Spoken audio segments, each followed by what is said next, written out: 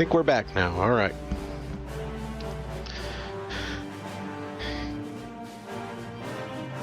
Looks like everybody's ready.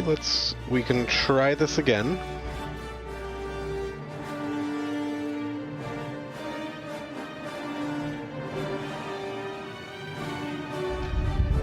So refresh that.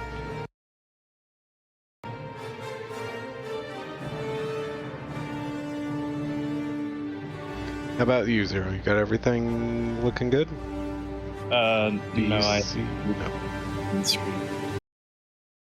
Let me try this again.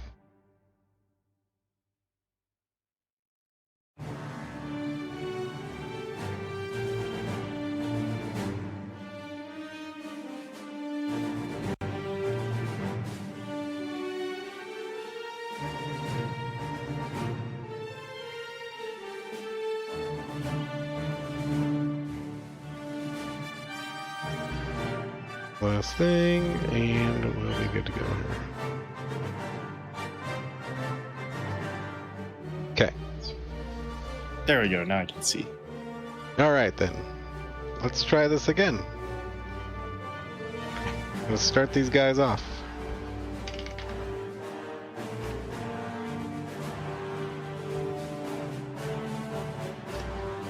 Alright, so they have their preset characters, and we will be getting started here in just a moment.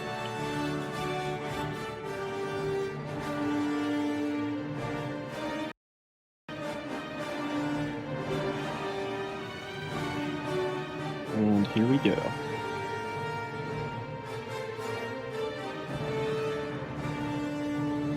Maybe. They're going? I don't think they're going. What? Are they not?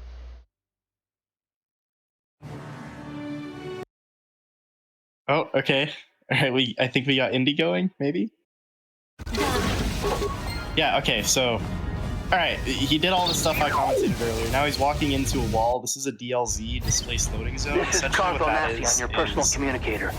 Each of the triggers in the game has, like, basically, I don't know exactly how it works, but if you run into the exact Y coordinate of the, like, northwest-bound trigger, you're able to hit it from anywhere in the map. I have no idea how it works. Some of the more technically inclined guys would be able to explain it. You might have also noticed that it menu glitch after the DLZ. That's what's called a hot shot. At least I assume it was a hot shot from what I can tell. And a hot shot is a trick that's going to be used throughout the game, which basically takes your save state from an old save and merges it with the save state of a new save, and allows you to take some things. In this case, they're actually invincible for the game. And now we're on Terrace with all runners except Binks. It looks like a little bit behind. Indy slightly in the lead. The dialogue there is 43253. And he toggles V-Syncs that actually changes how fast loading is. And right away here, he is going to do what's called a forced level up, or sorry, fake level up. And this is a really weird trick. Basically, you're able to take a bunch of skill points. And I don't know how the new method works exactly, but you take a ton of skill points, and you don't actually get any of the feats or attributes except for the first level.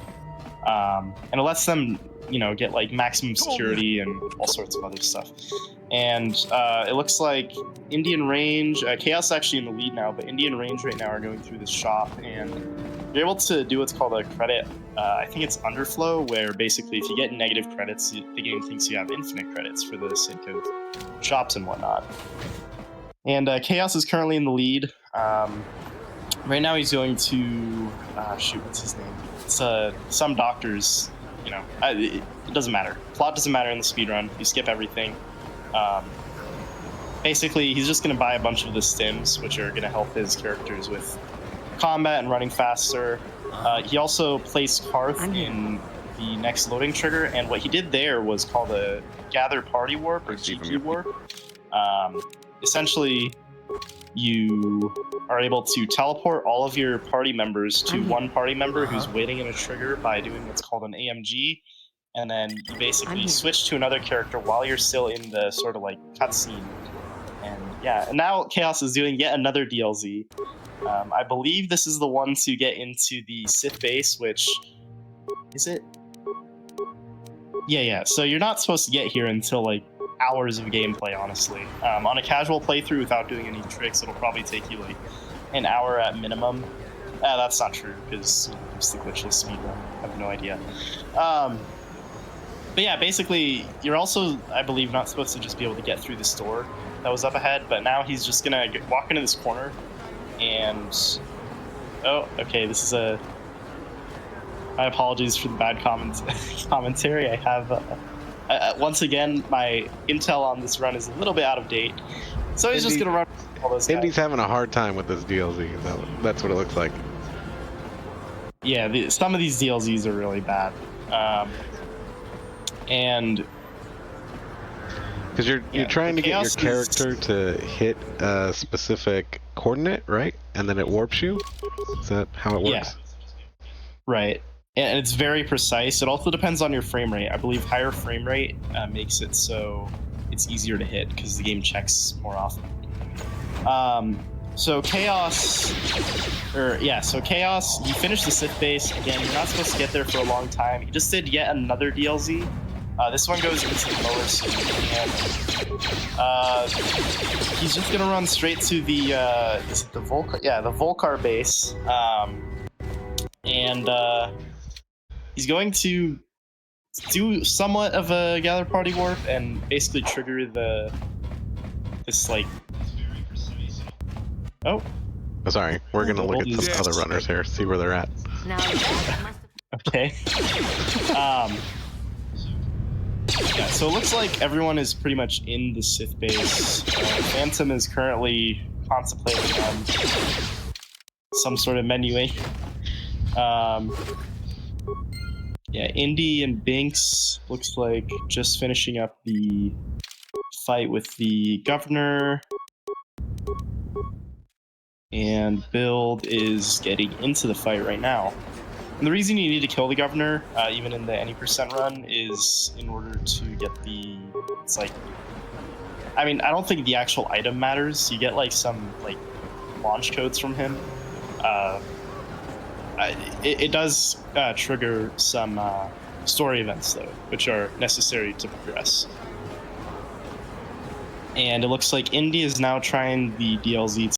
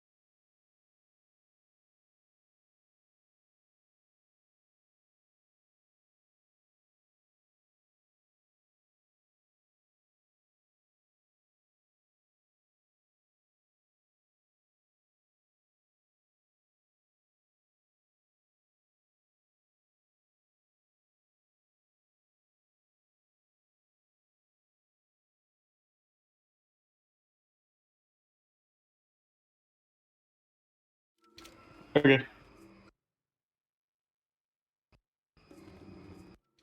Okay. All right. Chaos is, I believe, in the lead.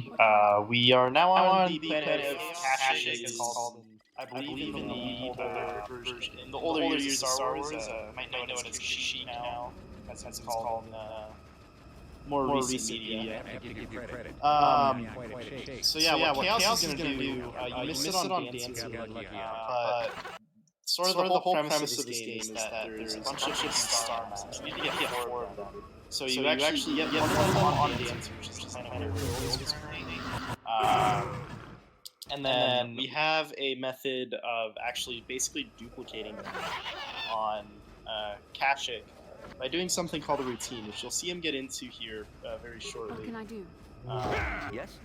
Same with range in the top left. Looks like he's going to be... If he could get around these guys can be really difficult to get around. They are notorious for blocking. But yeah, Chaos is basically moving into position to start duplicating the star map once he gets into this area. I believe it's called the lower shadow. You want any? So instantly what he's going to do is something called a fast lane, which I didn't get to explain earlier. Basically what it is there's this return to Evan Hawk button, which you press in certain places, and if you do, I don't know if it's technically a hot shot, but you're able to sort of take that menu with you into another part of the map, or rather into somewhere you're not supposed to by loading like a save. And what this is going to allow him to do is, in this dialogue with this like terminal, he's going to get the little cutscene for the terminal, and then he returns to Evan Hawk, and now he's doing what this is like the whole part of the whole routine. So it's similar to a hot shot, but there's going to be a lot more going on. It's actually going to involve completely closing out the game unless strats have majorly changed, but as for we don't actually exactly know how or why this works. It just kind of does, but it has to do with like save manipulation. And there's just a lot of menuing going on. It's too fast for me to keep up. Probably, I mean, basically it's you do the fast lane, you go into the cutscene, you do a hot shot, and then you do the routine itself. And it looks like Chaos might actually be onto his 3rd star map now. As I said, you need to get 4 total. Range, it looks like also in the middle of the whole routine part of the run. And yeah, like I said, just a lot of menuing, that's a lot of this run. A lot of the optimization, honestly, comes from the menuing here. But once we get that 4th star map, which Chaos should have shortly, assuming nothing goes wrong, I believe this should be the 4th one here. 4th total. It's the 3rd here on Kashyyyk, but it's the 4th total. And once he has this, we're going to go to a brand new planet, which we haven't seen. It looks like Build should be done with Dantooine now. Phantom is... who knows what Phantom's doing. Couldn't tell you.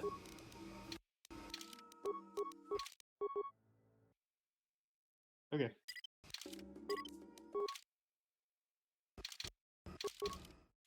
Alright. Okay, so Indy looks like he's gonna be walking towards this dialogue. Build is currently going to be going to Kashyyyk. Yes. And this dialogue that Indy's in, it's I believe it's required to talk to Joe. I actually don't know exactly. I just know we have to. You basically take all these like little sensor things offline. Yes. Just like makes Jolene available, as you see here. And this is one of those dialogues where you get stuck in like a loop, so you really have to know what you're doing with the dialogue buttons pressed. And I believe range, this is either his last or right before his last routine. You get a let's get the final star map. It looks like Build is going to be heading into the Shadowlands. I didn't get to explain this earlier, but what he's going to do here is it's a form of a GP warp. Or not, actually. Maybe these strats have changed a bit. No, yeah, it is. So basically, you're able to, if you place a party member in a very specific part of the map, you're able to do this really strange thing when you switch into a different zone where it thinks the character is actually somewhere else. Though Bastila, he put Bastila in the corner there, which made the game think that Bastila was actually next to this elevator as soon as he came into the new zone. So he was able to basically just go right into the elevator, into the Shadowlands. And as far as I know, the actual route to get there is pretty long. Yeah, now he's in the Shadowlands. Looks like Indy is getting through his star maps now. Range is all done with his star maps, now headed to the, well, it's called Lahan. I think there's like some name in game that they use, like the Unknown World or something. Range is, or sorry, Chaos is in the lead, although I assume he's probably into, he might even be to Summit at this point, but yeah, so once you're on Lahan, you're going to be, oh wow, okay, Chaos is really zooming. Chaos is just about done with Lahan, actually, and going to be headed to the Starforge, which is the sort of final area. I don't want to say a planet, but it is the final area in this game. Range is doing Summit DLZ right now, which is a very, very hard DLZ to hit. Looks like he got it pretty well. Chaos does lead by probably a minute or so, 30 seconds minimum. But he's going to be getting off and going into the Starforge now. And basically, if you hard buffer that dialogue, like, those guys are just completely stuck. There's supposed to be some really long, drawn-out dialogue with them, but you can just skip it. And Chaos is going to do another one of those, like, GP warp teleports here, where Bastila is by the ship, and with the main character, he's moving, he's basically going to move, like, you can see the little, what's the correct word? Not the letterbox, but the black bars. So he's able to move when normally you're not supposed to be able to move. And then he does the GP warp, instantly teleports very conveniently to the elevator. And now he's just going to get his companion over to him, so he's able to actually go into the next zone by doing some various weird things with saves. And goes into the, is it deck 2, I believe, of the Starforge. And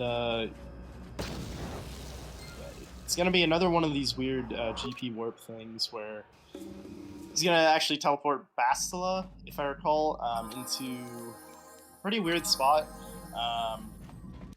Or the main character, my apologies. And again, it's just a lot of weird, like, save things that basically get all of your characters together and where you want them to be.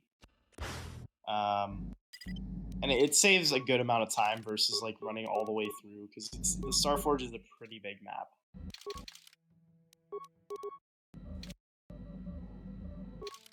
So it looks like Indy is now getting to Lahan. Oh, he got Starfighters. Unfortunately, actually, I believe it might be faster. It used to be slower. But there is a chance with every planet transfer that you, like, get Starfighters, which is just, like, little DLC content thing. Not actually DLC. Chaos here, though, looks like he's going to be headed into the final fight, so time for Chaos will be coming up soon. Range is, I think, on deck 2. No, this is still deck 1 of the Starforge, but Chaos coming into the final fight. He got a bunch of thermal detonators, which is the way he's going to kill Malik. Not by using his weapons or anything, because he's still like a level 2 or whatever. These thermal detonators, though, make pretty quick work. So just spam thermal detonators, and then once the dialogue triggers, Chaos will be done, unless you screw this up. So there is a little AMG trick you have to do here. And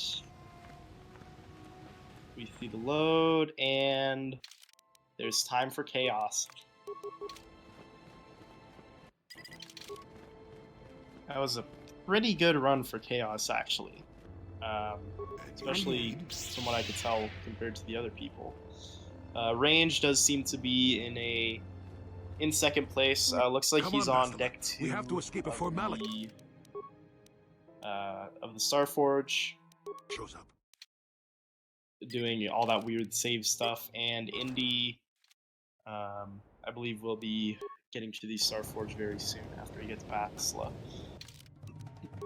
Build is still on Kashyyyk, and looks like Build just got Force Speed, which actually, so that if I recall, Force Speed is a little bit broken. It gives you some like this weird property, which I may be wrong, but it has something to do with canceling like a status effect. Anyway, though, Range is about to be entering the final fight here on the Starforge. The Republic. Once he gets past this weird Darth Malik statue. And same deal, Range will just be spamming thermal detonators. Looks like Indy is about to get onto the Starforge, and Build, I believe, is getting his star maps right now, doing the routine. What can I do?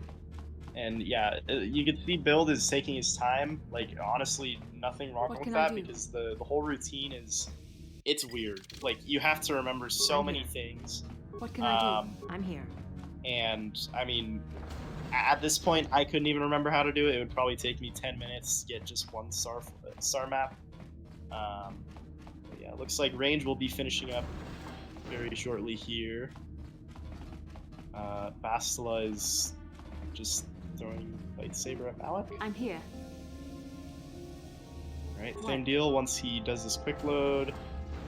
And there is time for Range. So it looks like in third place, we've got Indy coming in on, looks like maybe deck 2 of the Starforge. Binks is doing a DLZ to get to the top of the,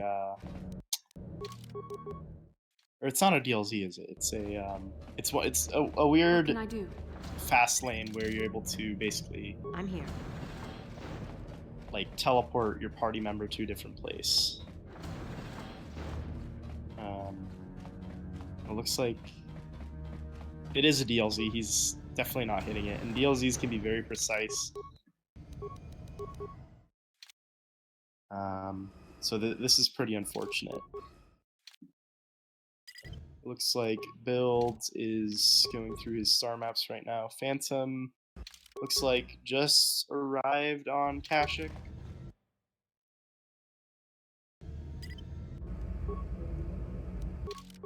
And oh, that's a weird thing from Indy.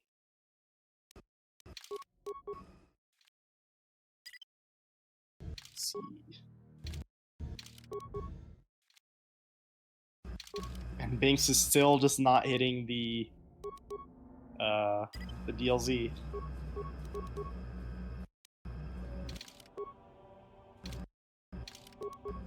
Okay, wait, I actually don't know exactly what's going on with Indy right now. What can I do?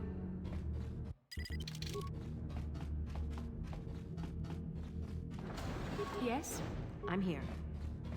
So, I think Indy... Okay, no. Okay, so Indy's going into the end fight here.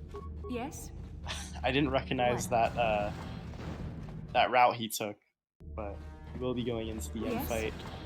Binks is nearly to the Starforge, and Build is just getting to Lahan now.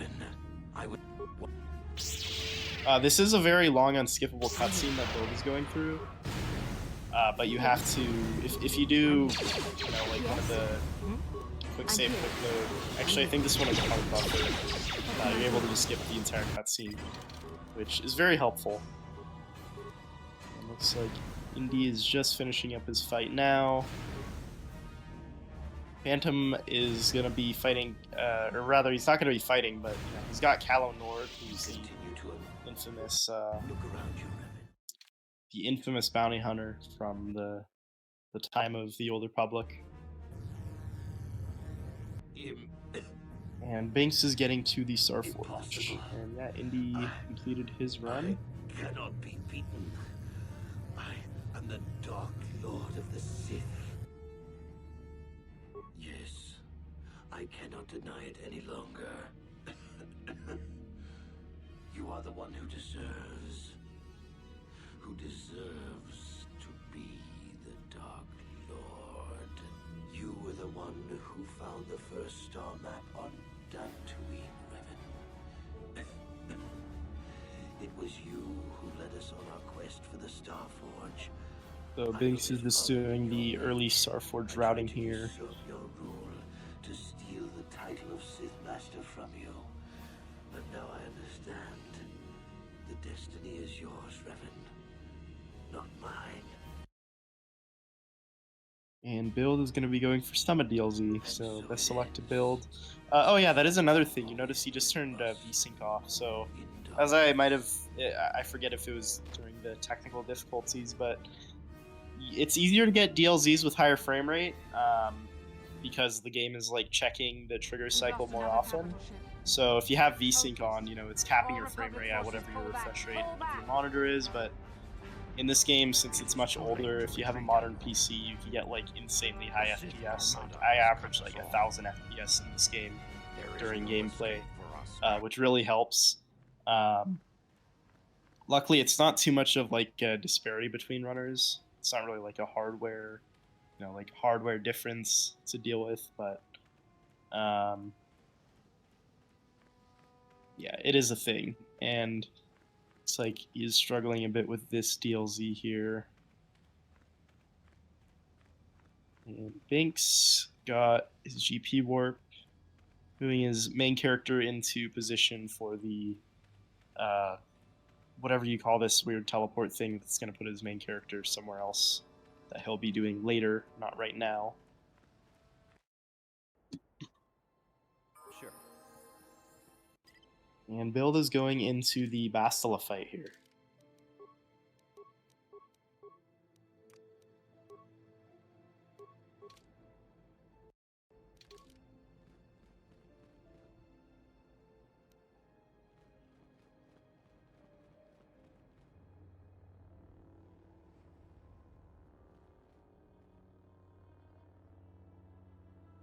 Oh, and you'll notice the thing with Indy's screen, with how screwed up the game is, especially with how much we break it during the speed run. It puts the end credits like in a. I think it also. I mean, this game is just completely broken. Just for context, runs are illegal if you start a run on, like, if you go back to the main menu and restart a run without closing your game first, that invalidates the run because the game just gets so broken by all the save state stuff. For that reason, too, in glitchless categories, the quick save and quick load features are actually completely not allowed. I'm not sure if you're even allowed to just save and load in general, but I know quick save and quick load is completely forbidden because there is something you might have seen somewhere. I didn't catch it personally, but if you quick save, you might actually be able to, in some instances, you can basically like, it speeds you up when you're walking. It's kind of weird and tough to explain, but as soon as you load in from the quick save, it just makes you go faster. It makes the whole game faster for a second, actually. It might have something to do with like adjusting the tick rate to the frame rate, but who knows. But it looks like Binks here is going to be teleporting Bastila to the... Yep, there we go.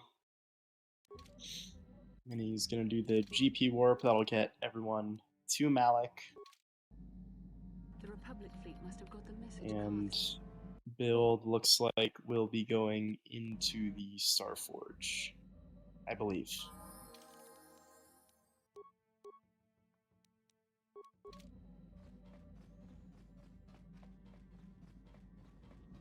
Yeah, Binks is going to be finishing up his run here very shortly.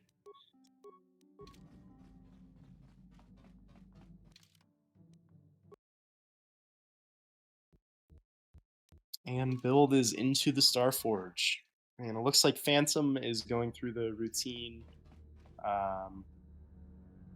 you know, getting the star maps that are very necessary to even finish the game. As far as we know with current strats anyway. There's no way to unlock the hidden world or whatever, Lahan, without the star maps. And Binks... Oh, needs to... Probably one more thermal. Oh, unless it just does no damage. That does happen sometimes. There we go. Triggers the dialogue with Malik, and he'll be doing his little quick save, quick load. And there's time for Binks. And then there were two. So we're down to Build and Phantom. Build is somewhere on the Starforge. Let's see if I can tell where. Oh, it looks like...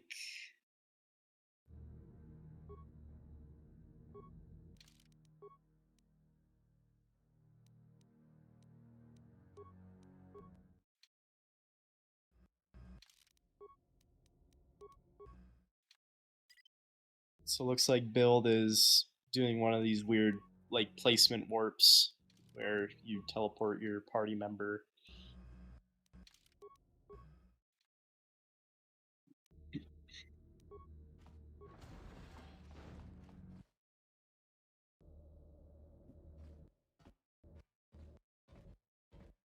And it looks like he's going to be doing some sort of hard buffer on a cutscene there.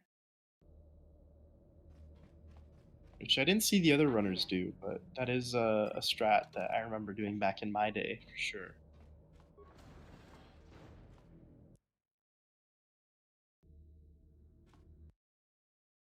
And that's unfortunate. I don't think...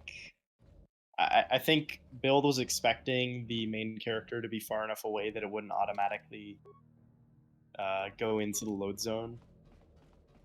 So... Oh, and Basila's following. That's great. Yes? Phantom is still going through the routine here. What can I do?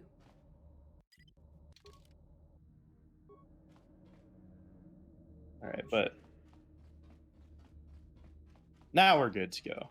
Now he can do the weird GP teleport like that.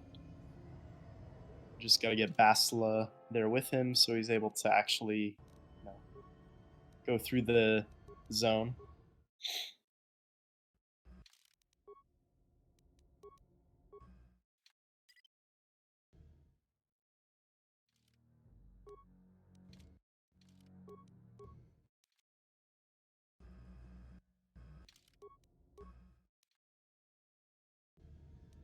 And I think Phantom is probably onto his last star map, I believe.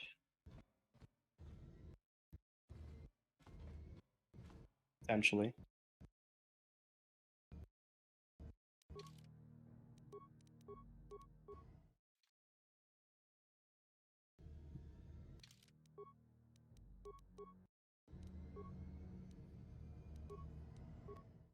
Build here doing all this weird save stuff to hopefully place Bastila in the right spot all the way across the map from the main character. Which again, I mean, the Starforge is like huge, so it may seem slow, like all this menuing. I mean, I would do this very slowly, but believe me, it is way faster than just running all the way through. Especially since I believe there's some sections where you're required to do combat. Yeah, it looks like Build should be going into the final fight here.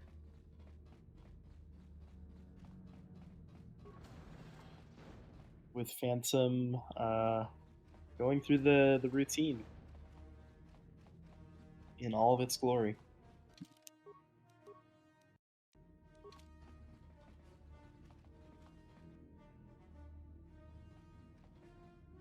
Well done, Revan. I was...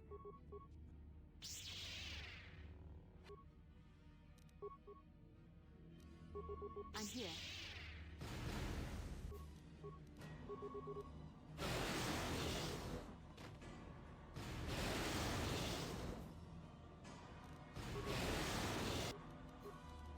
Still having a little bit of trouble with the fight here. He should be fine. I think he's detonators. And the combat in this game, it's like a D20 system or whatever. So, like, you can just get really unlucky with all the fights, like how much damage you do. But build will be finishing up right now. And that was a really nice synced load I just saw from both runners. But it looks like Phantom is getting into the Ebon Hawk. So I believe Phantom is done with all of these star maps. And we'll be going on to the, Lahan.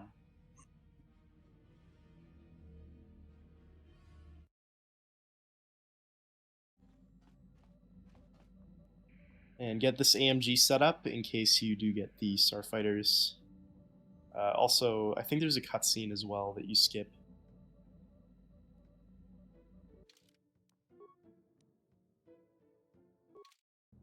There you go. Starforge system, that's what it's called in game.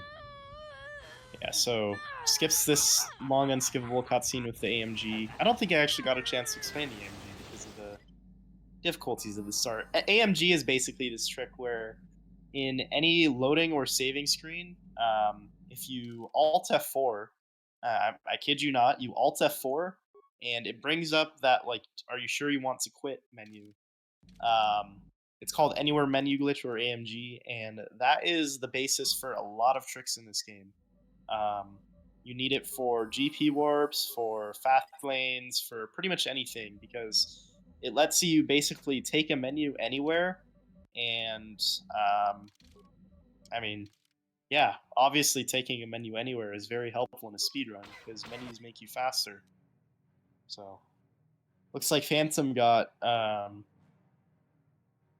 Starfighters, and a little bit of difficulty there, but yeah, Starfighters I believe now are faster, since you could just, if you have an AMG, if you're able to get one, you can just return to Ebon Hawk and basically skip the entire sequence.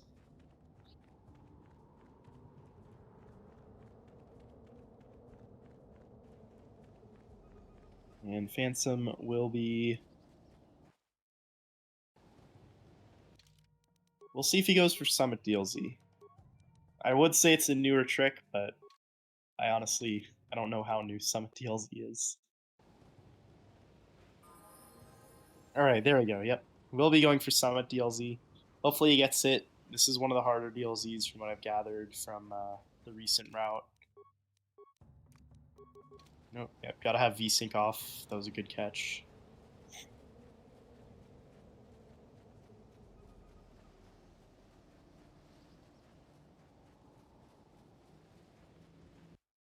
There we go.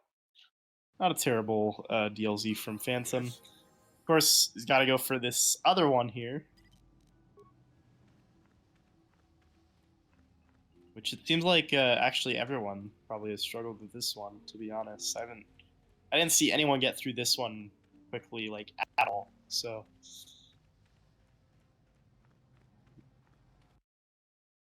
that was actually... that very well might have been the best DLC there from all the runners, from what I've seen. So that was pretty clean from Phantom. What? And he will be going into the Bastila fight.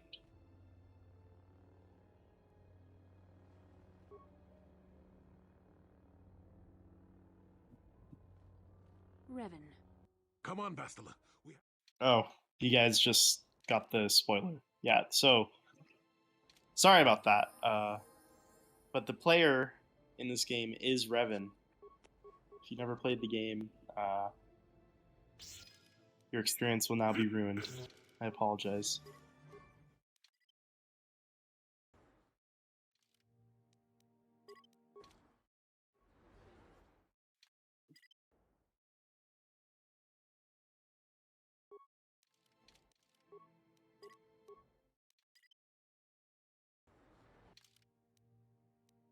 Phantom is, looks like, trying to get a return to Ebon Hawk here. There we go. And that's, again, like with the AMG, you're able to just take that menu with you. The like Return to Ebonhawk menu through saves, which allows you to use it anywhere.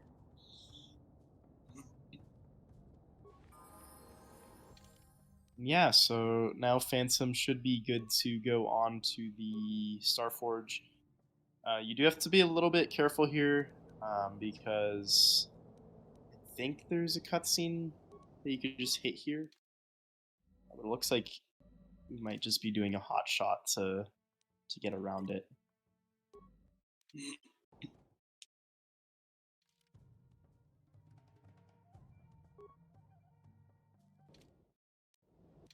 Yep, there we go.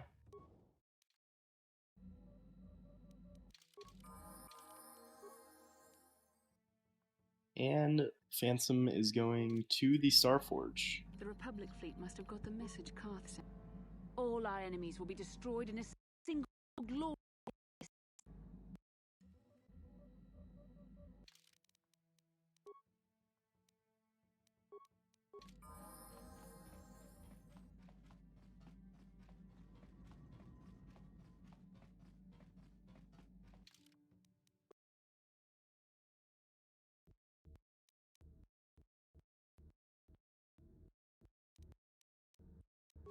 Alright, just generously buffering that cutscene there, or dialogue, whatever you want to call it. I'm here. Which Yes. is, Yes. again, so for one, I believe you actually have to fight these people. If you don't, which is, you know, slower, but I'm here. the fact that it's dialogue is also just slower, so it's very important that you do that. And as we saw with the other runners, Phantom will be getting this GP warp set up. What? And you notice there with the AMG, just since I didn't get to explain this earlier, basically when you press cancel on the AMG in any dialogue or cutscene or anything like that, it allows you to move the camera around, move the player, which is why you're able to do this. And getting around those guys can be difficult, but if you do the default interact button on a door, it'll just work. That was a pretty clean warp, it's like, from Phantom. And I was just going to be getting his companion, Bastila, with him.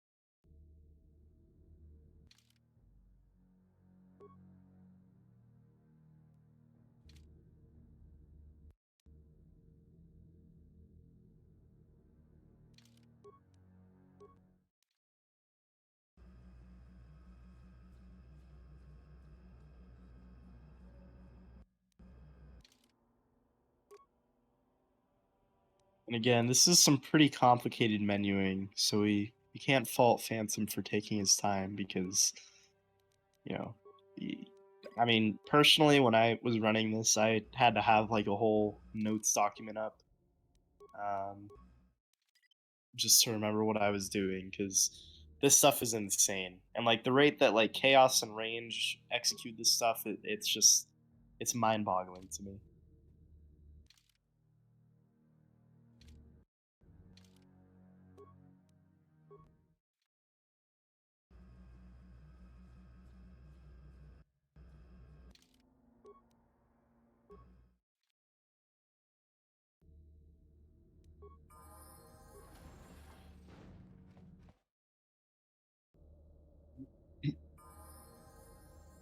It looks like Phantom is on to the second level of the Starforge here. Is this the second level? Yeah, deck 2. There you go. I'm here. It's gonna be doing another one of these weird GP warp teleport things.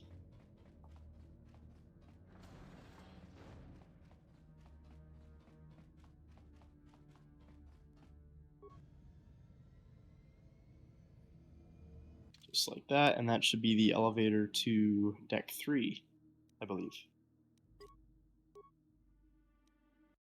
Or it might be called the command deck, actually.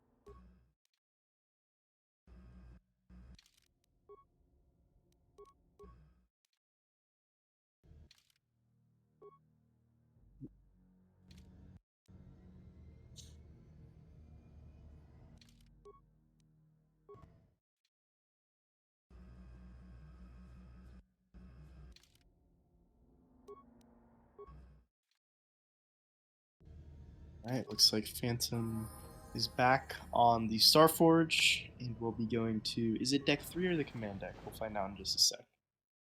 I think it did say command deck. So again, just going to be buffering a cutscene here.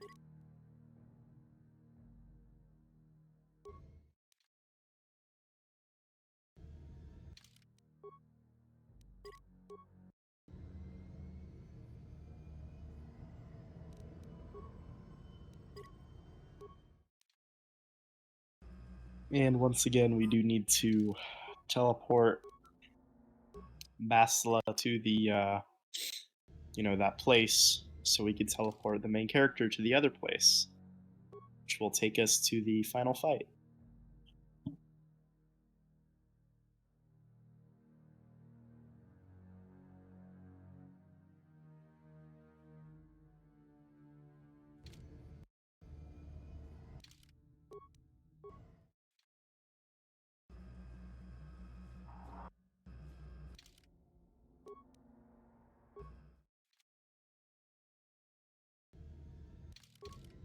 What can I do?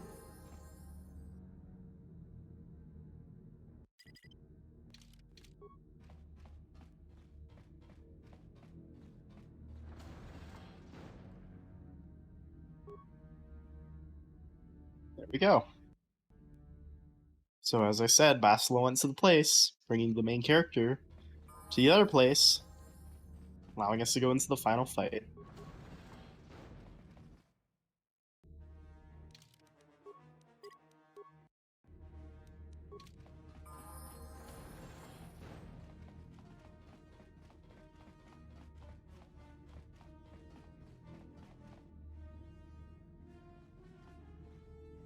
Well done, Revan. I will. And let's see what kind of RNG Phantom gets here with his thermal detonators. What?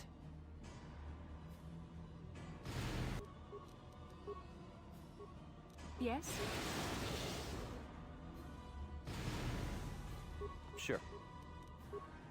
Pretty decent. Looks like they're going for the sort of safe strat of just making sure both characters throw grenades and getting that AMG set up for the cutscene that'll be coming up once Malik has taken enough damage. I'm here.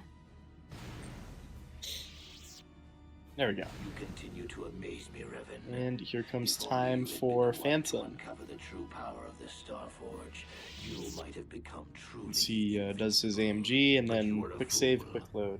All you saw was an enormous. The Starforge is more than. Look around you,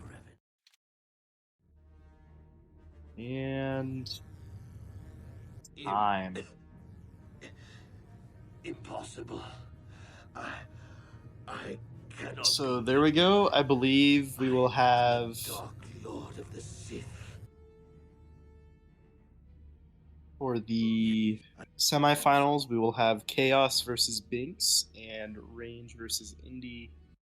I think Chaos versus Binks will be going first, if I'm not mistaken. Um, and yeah.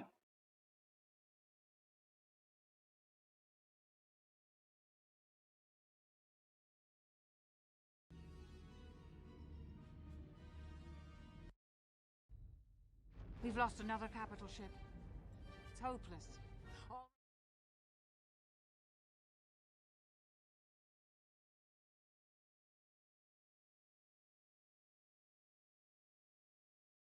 And you know, very good runs from all the runners, and best of luck from the rest of them in the semifinals and the grand final.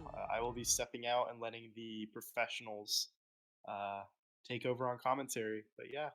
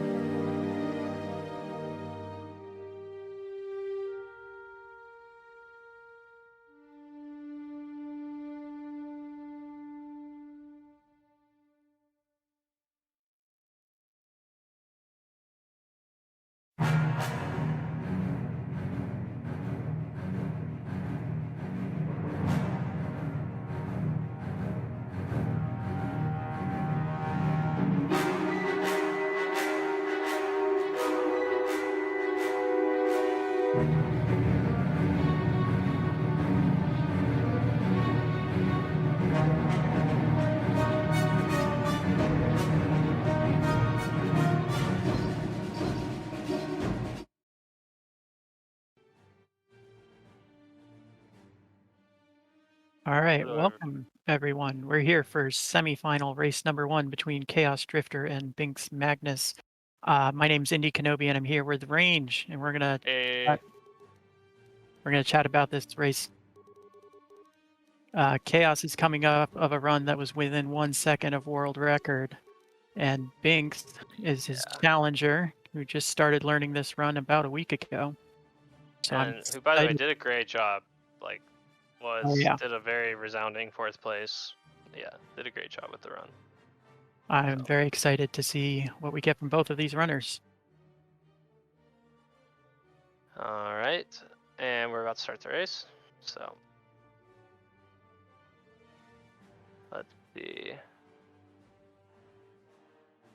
All right, and they just started the race. In just a second.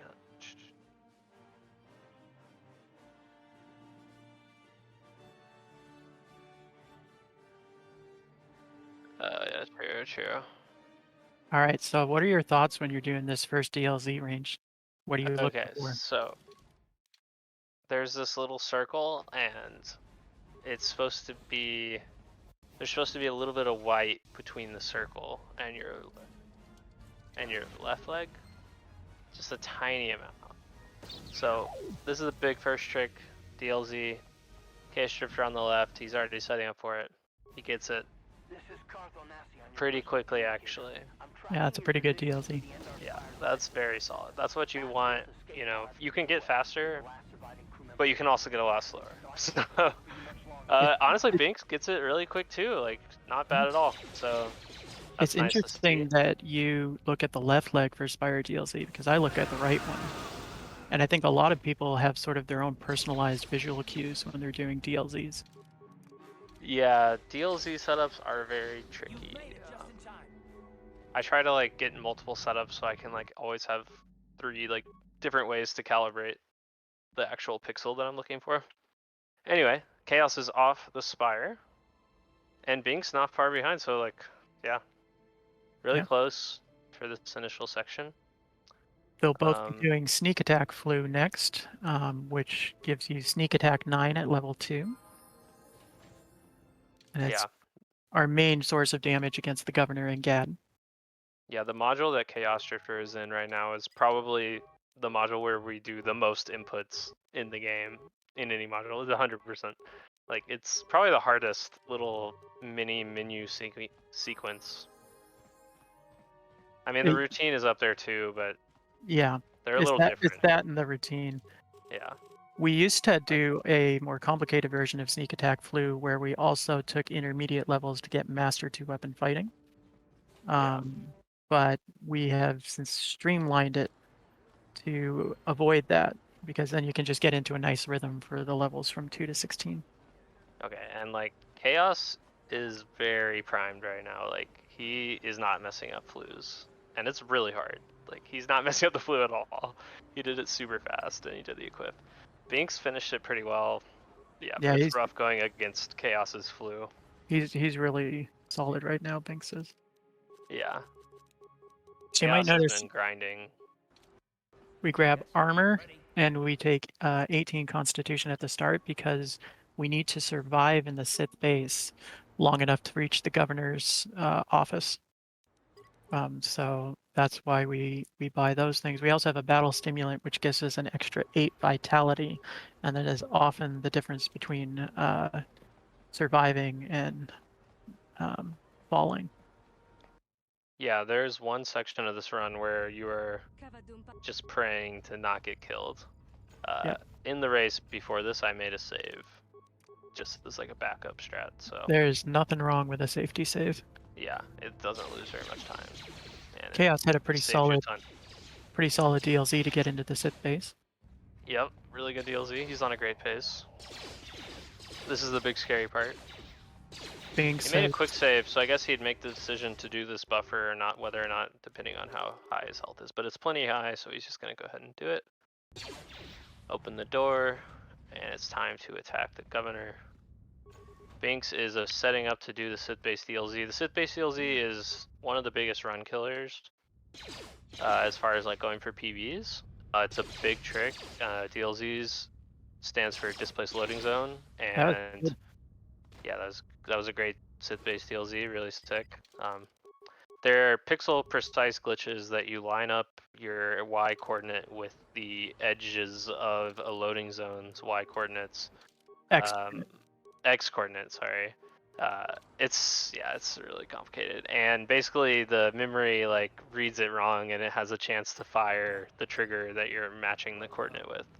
You have to be south of the coordinate in the module, or like In the negative Y direction, yeah. You have to be in the negative Y direction in the module you're in of the trigger you're trying to activate, and you have to line up with its the edge of the trigger's X coordinates. Oh, and okay, this is rough for Binks. Looks like he made a save for this exact reason. Safety save for a race. Race. Yeah, it's good to do it there. Like, you don't die, you only die like 10% of the time, maybe 20, but actually probably like 10, maybe less. It's really not that much, but it does happen.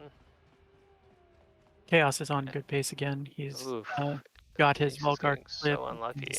DLZ'd into the back base, and yeah, now he's Binks getting just had to load for the second time.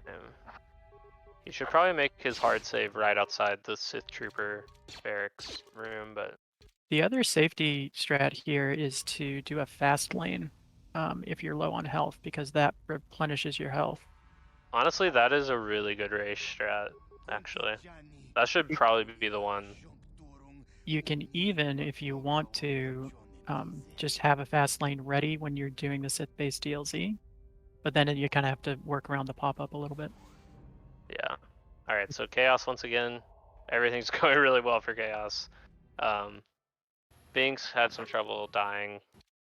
A little bit of trouble, but now he's wire targeting the governor. The governor. He kills the governor. The fight could have gone a little better. Matrix dodging there. Yeah, like the governor is usually a 3-round fight. There's an RNG chance for it to be 4 rounds, or even worse if you're really unlucky. But usually it's 4 rounds at worst. So you lose like 4 seconds to that extra combat round, because this game is very combat round oriented, where you have to wait. Wow, Chaos actually hit an obstacle during his swoop race. That's a suboptimal swoop time right there. 25-13. Dang, you know he's mad. Yeah. Alright, Binks is setting up for the Lower City DLZ. Yep. The Lower City DLZ is one of the ones I use a HUD queue for. So I look at where the interface is to try and line up my DLZ. I do that for 3 of the DLZs in this run. Yeah, honestly, Lower City kind of gives me a hard time sometimes. It's one of the, I wouldn't call it the hardest one, but it's also not the easiest one. Yeah. Binks is killing the guards outside the Volgar base just to make the clip a little easier. Yep. So there is a, we call these guards the banana men because they're yellow. And we have a bananaless strat. So you skip the banana men, it's called bananaless. But Binks is doing the banana men strat. And Chaos is making his way off of Terrace. First planet done. No biggie. Sure. Easy peasy. You can really see the execution difference between someone who's run any % for almost 3 years and someone who's run any % for about a week. Yeah, Chaos is like any % is his is basically his only like main category. He's run a bunch of other categories. Yeah, he's a specialist. Yeah. He's always been like really invested in this category specifically. And because of him, we've had so many improvements. Like he really brought the time down a ton and set the standard. Chaos and Range's competition for the best time has really brought this category much lower than it otherwise would have gone. That was a decent Enclave DLZ. Not super fast, but not slow. Yeah, and it's not too bad if it doesn't take that much time, because Basile's running anyway. I mean, you still lose time to not using the alacrity for the running, but you don't lose like that much. Yeah. The Chaos set up a conversation queue where he had Canderous try to talk to the main character, and then he runs away with the main character. So the game constantly thinks Canderous is trying to talk to him, so it won't trigger any other cutscenes or conversations, such as the one with John about the Mandalorian Raiders or the Kath Hound ambush. Yep, dialogue queuing, very powerful. Lets us buffer a ton of stuff. So Chaos is already entering to get the first star map. He's gonna door clip here. This trick is, the door clip is consistent, but he's gonna hit 2 DLZs in a row in just a second. So here's the first one. This one goes pretty easily, like most of the time. Yep, he's got his mouse positioned, the added Bastila. So here comes the second DLZ after this buffer. I talked to the droid in our race. Nice. Yeah. So yeah, he gets it immediately. Really nice DLZ. That's a unique DLZ because we're not hitting a loading zone, we're hitting the trigger for the star map cutscene. So we're able to get the star map from a distance and then just do a quick hotshot to work back to the enclave. A hotshot is just a glitch that combines the characteristics of 2 save files and effectively lets you teleport back to any module you've already been in as long as you have the right saves. You have done well in discovering the star. What was Bink's swoop time? Did you see it? No, I didn't catch it. I bet he beat Chaos. In swoop time, at least. Time saved. All right. Chaos is off to Kashyyyk. The main crux of this route is to get the Kashyyyk star map 4 times by doing a glitch known as the routine. The routine is a way of deleting most of the save data for your game. And we do it in such a way that the game forgets that we've already gotten the Kashyyyk star map. And so we're able to reacquire the star map. And because you can get the star maps in any order in the middle game, the game is incrementing our star map variable in the background. And that allows us to just get the same map 4 times, and it's the same effect as if we had gotten all of the different star maps. Yeah, it's such a powerful glitch that we created a new category called All Star Maps, which uses the same rule set as any % unrestricted, but it requires going to each individual star map in the game. So, What can I do? yeah, what we're seeing is super pro. The routine and getting the star map 4 times saves somewhere between 5 and 6 minutes. Yeesh. Sure. Crazy that All Star Maps is still that fast though. Yeah. The unrestricted rule set that we're using here allows any glitches, and menu glitches are really powerful. That's how we get Sneak Attack 9. It's how we duplicate the star maps. It's how we do almost everything in these runs. And so any unrestricted run, whether it's any % all star maps or all quests, does some really crazy stuff. It's when you get to the other rule sets like no major glitches and glitchless that you start having to actually play the game somewhat as intended. Yeah. Whew. So Binks is Binks having a is little hitting the trouble. Enclave DLZ. This strat Chaos is using here for movement in the lower Shadowlands is actually a strat that was developed today. We used to use the main character to run to the poachers, and now we're using Bastila because Bastila can move earlier in the Jolie cutscene than the main character can. Yes. Yeah, it's crazy how fast everything moves. Like it never stops. New optimizations. Chaos was a little late on the solo mode there, so his main character got pretty far away. But it's not a biggie. Alright, Binks is heading to the Dantooine star map. He made it out. I have a lot of trouble with the Enclave DLC. For whatever reason, that's one of my upper ones. He did the old spot, or the like... Yeah, there's like 4 spots for the Enclave DLC. I think he did the 3rd one. The 3rd and the 4th spot are roughly equivalent, but the 4th spot gets a slightly higher frame rate, which means the game has more chances to check if you're on the right X coordinate. So the 2 ways to make DLCs easier are to have a higher frame rate and to move as slowly as possible in the X direction. Yep. Lots of DLZs. Alright, Binks hitting the 2 DLZs coming up. Hopefully they both go easily. Chaos is Nice, starting okay. the routine process. This whole menu chain that Chaos is going through is essentially 2 things repeated over and over again. There's a hotshot to warp a party member to the Kashyyyk star map, and then you do the routine to make the game forget that we got the star map. And then you do another hotshot to get back to the star map again, and you rinse and repeat until you've gotten it 4 times. Yeah, it's a ton of menuing. It's literally just like non-stop menuing for a few minutes. Because everything you're doing hot shots, and then you're doing the actual routine where you wipe the memory. It's just all done through menu glitches using the options menu and the main menu. As and well then as overlaying to menus, a load game menu. What were you saying? fast lanes too, which let us return to the Ebon Hawk from everywhere. So there's Ooh, yeah. 3 different glitches that are all taking place over and over again. And it's chaos, but it's a good kind of chaos. Yeah, so he just got the star map. He immediately uses fast lane to return to the oh, okay. See, he's doing a menuing, interesting.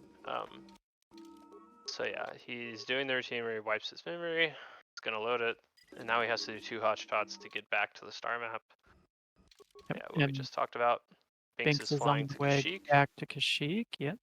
It's got to do with 2 map cutscene skips here, where you can actually skip a large cutscene by manually, as soon as you press fly to the planet, you can open the map menu from the top right corner before the cutscenes play, and you can use the return to Ebon Hawk transit feature to just return to the Ebon Hawk on the new planet.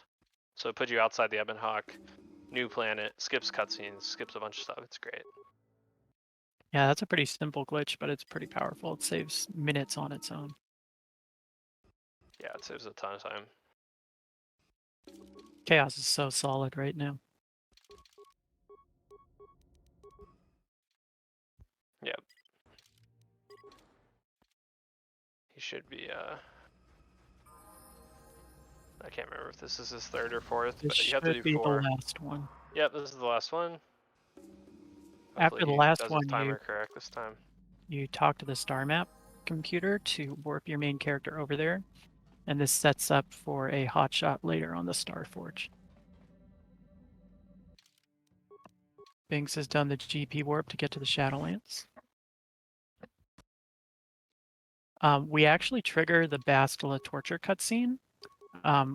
We can skip it completely with a map cutscene skip, but if you do that, you won't get Dark Side Bastila, even if you go Dark Side. You'll get Light Side Bastila instead. And this is bad because Light Side Bastila does not come with 10 thermal detonators. And we need those thermal detonators in order to kill Malik later.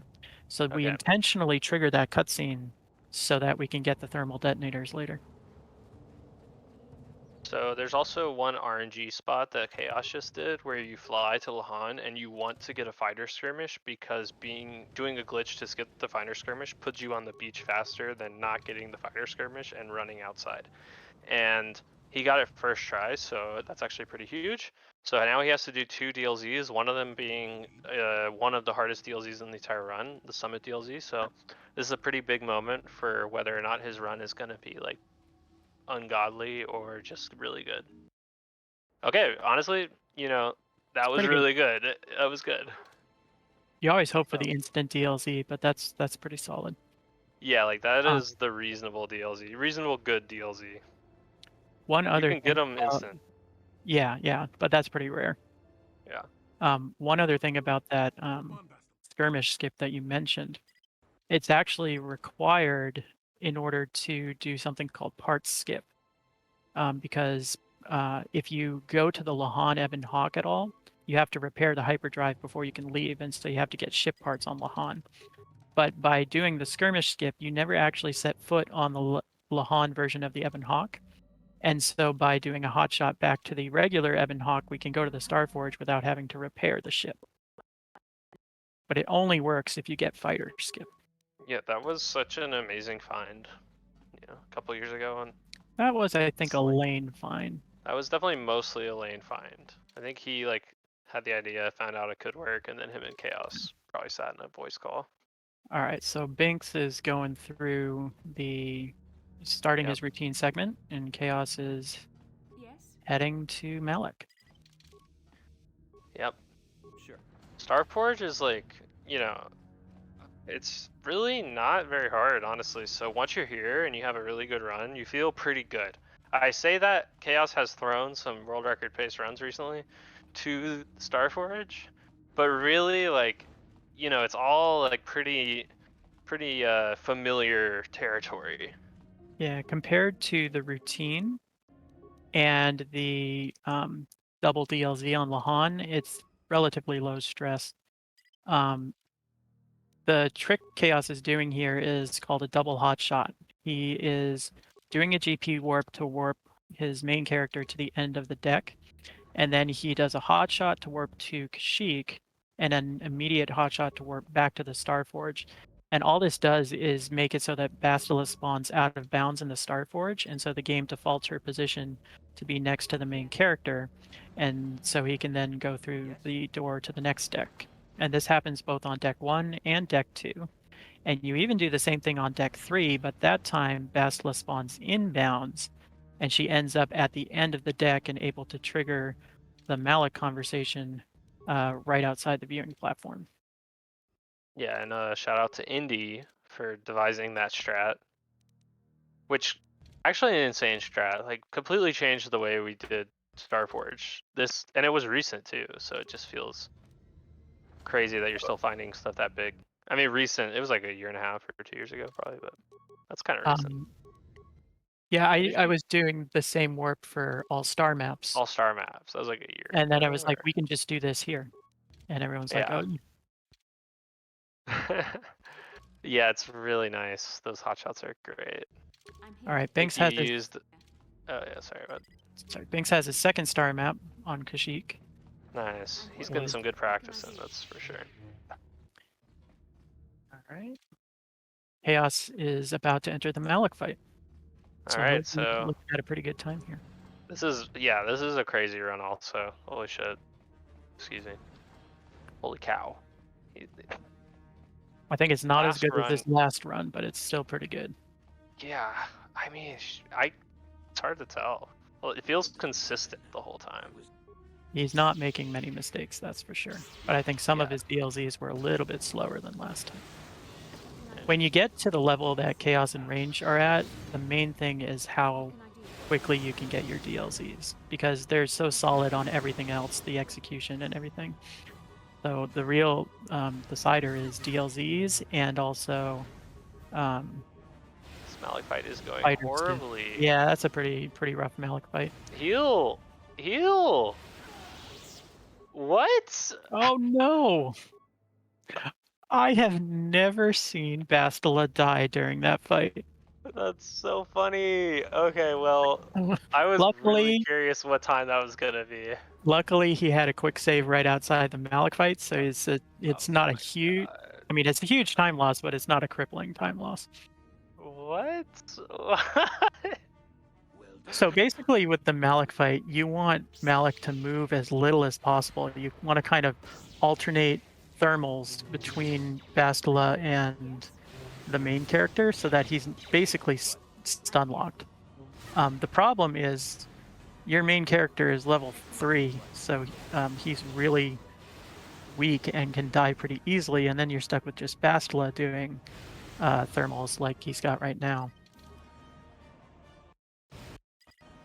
Yeah, and it's just tough because the way he gets shifted from the thermals can cause them to miss, or like to cause the next thermals to miss. Yeah, and you don't want kind of to miss. There's like ways to work around it, but like it's not really consistent, and sometimes like even if you do what you normally do, it just doesn't feel like it works that well. In any case, GG to Chaos. He wins the first semifinal, and so he'll be moving on to the final to face the winner of semifinal 2. Binks looks like he's heading to Lahan. So he has GG to Chaos. He has a couple DLZs to go here.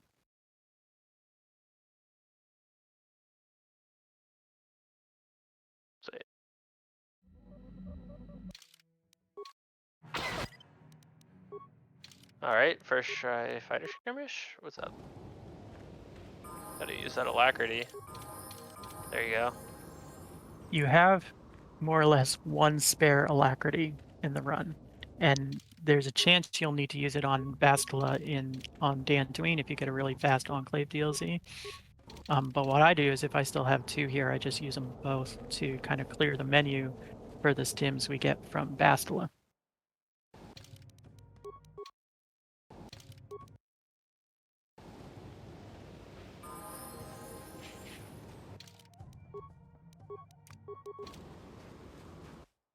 Instant first DLC, that was really good. Yes.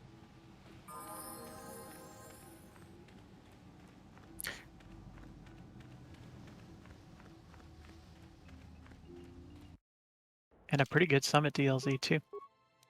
Nice, sorry. I'm still What? freaking out that he bombed himself that many times as Bastel. Poor guy. It looks like he was close to world record still. The Malik fight He is was pretty 3 tricky. seconds. Revan. Yeah, Come it on, is Bastila. tricky, but like, yeah, he should have run Bastel away. Yeah, I have never seen Bastila die. Yeah, it's pretty hard for Bastel to die. She's beefy. She's got a lot of health. She's level 18 compared to our main character's level 3. So comparatively, she has a ton of HP. But, you know, if you keep getting caught by stray thermals, you know, thermals take care of most of Malik's 300 some odd hit points, though. All right. Yep. That was a pretty good Lahan from Binks. And now we're headed to the Starforge.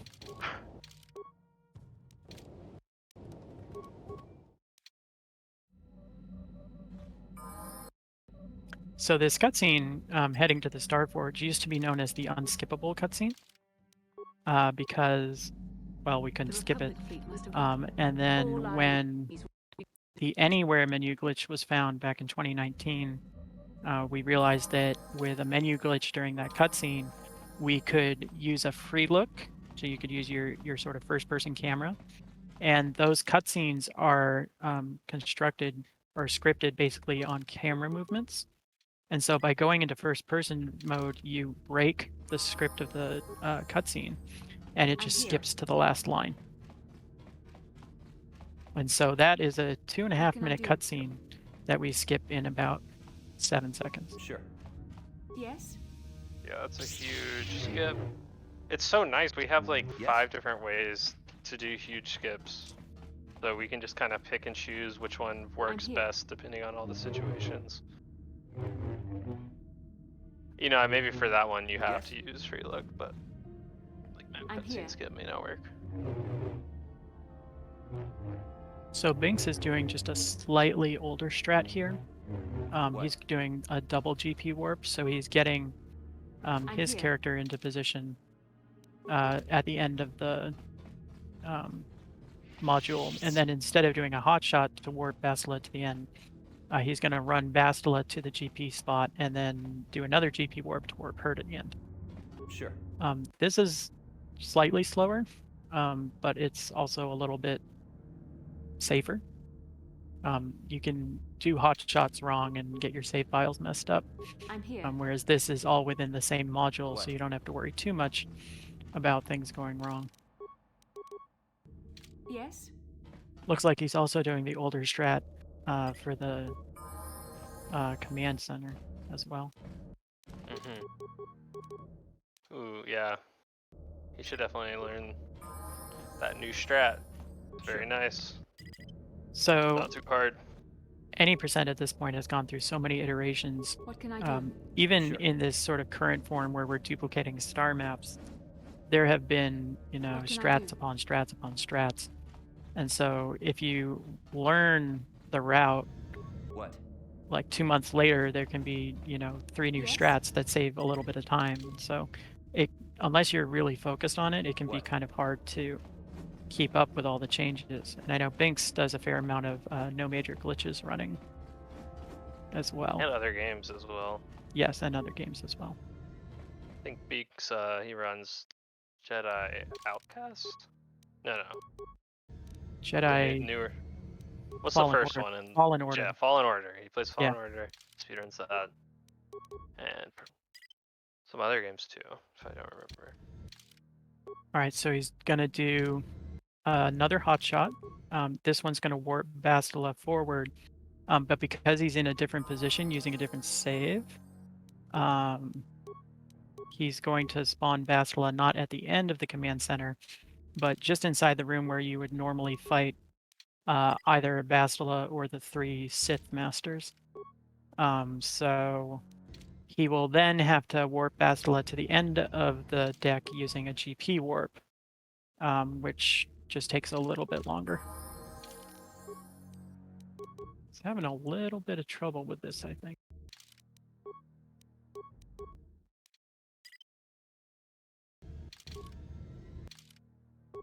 Yeah, like the nice part about all these new strats is that like they end up cutting out a lot of unnecessary stuff, and like I remember this strat and I'd say it's harder than what we do now, you know? He's getting caught in the so when you're doing a hotshot, you're basically opening an options menu behind the menu that you can see. And sometimes when you have that extra options menu, you can get into something like the graphics menu or the audio menu. And that can kind of mess up your hotshot if you're not expecting it. So the last time he was doing this, I noticed he ended up in the audio menu, I think it was. All right, so he's got Bastila warped ahead. He's going to trigger the GP warp. And then you just have to, the way a GP warp works is you warp to the closest load zone. So you have to make sure that you don't trigger the warp until you're closest to the load zone you want to go to. So he has to run Bastila a little bit further so she's closer to the end of the module than the start of the module. And we'll see how his Malak fight goes. So, yep, the final confrontation.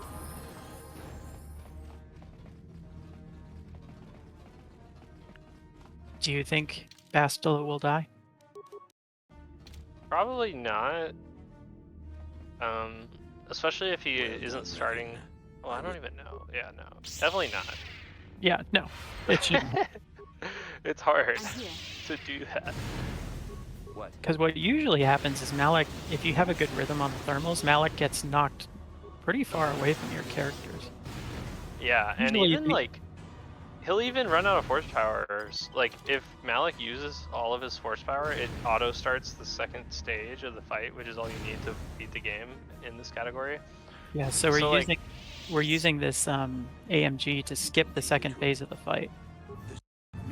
Yep. And he's yeah, done. We skipped so much. Yep, and that's congrats. Time. GG's. Yeah, thanks, Binks. That's a really good showing from someone who hope just that was another recently PB. picked this up. Yeah, actually, very looks like he knows the route pretty well. And Chaos with a nice solid run. He'll be on to the finals, and we'll get our second semifinal going pretty soon here. So good luck in your next race range. GG's both players. Thank you. Yeah. I'm gonna head out in a second. The Sith Armada has cut us off. Oh wait, we have to race. Yeah, we're the next race. We're the next racers. So good luck to us, I guess. Yep. Good luck to you. Malak is dead. That was a fun race to watch. All hail the return of He's Darth dead. Revan, the true Lord of the Sith. It was. Chaos done 2 crazy runs back to back. The Sith And then he bowed did a before magnificent you. choke. You have reclaimed your right in to that throne. one. The Jedi Order is in tatters. But It is really only a matter insane of that time he until did your that Sith 2 minions runs wipe that them good. from the face of the Back to galaxy. back. The It's Republic actually is better decimated, to do the that two worlds than are to defenseless mess up the against last us. AMG, because then you No, at for least have sure. a convenient safety save. Yeah, I think if you mess up the last AMG, you need to wire target him. Yeah. Or no, wait. Does it just Well, fully off? but it's hard. you wire It's target hard him? to wire target because 'cause you you may need to not get have a a hostile. save for a hostile Malak. Yeah, so you'd have to like Actually, still I get guess back to him. you could talk to him and make him go hostile, and that would work. Oh, it starts second phase if you talk to Yeah. him. Yeah. So Okay. you would save behind him, and then Yeah. have him go hostile, Okay. For the second phase. All right. All right. Cool. Yep. So Chaos is on to the final. And now we have semifinal number 2 between Indy and Range. All right. I'm gonna head back to the KotOR Discord channel. Bye.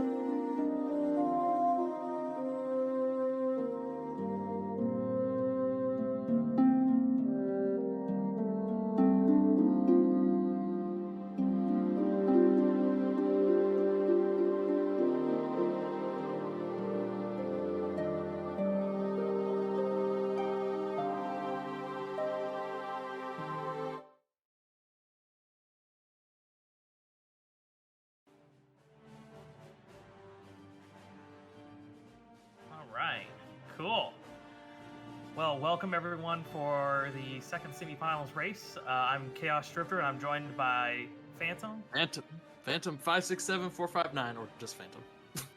So yeah, this has been actually a really great series of races for us. I've been really impressed with the turnout from a lot of our other members, and yeah, I've been impressed with myself. I haven't been too impressed with my competitors' range in Indy. I think they said a lot of key words about me last run, so we'll see how well they hold up under scrutiny. What do you think, Phantom?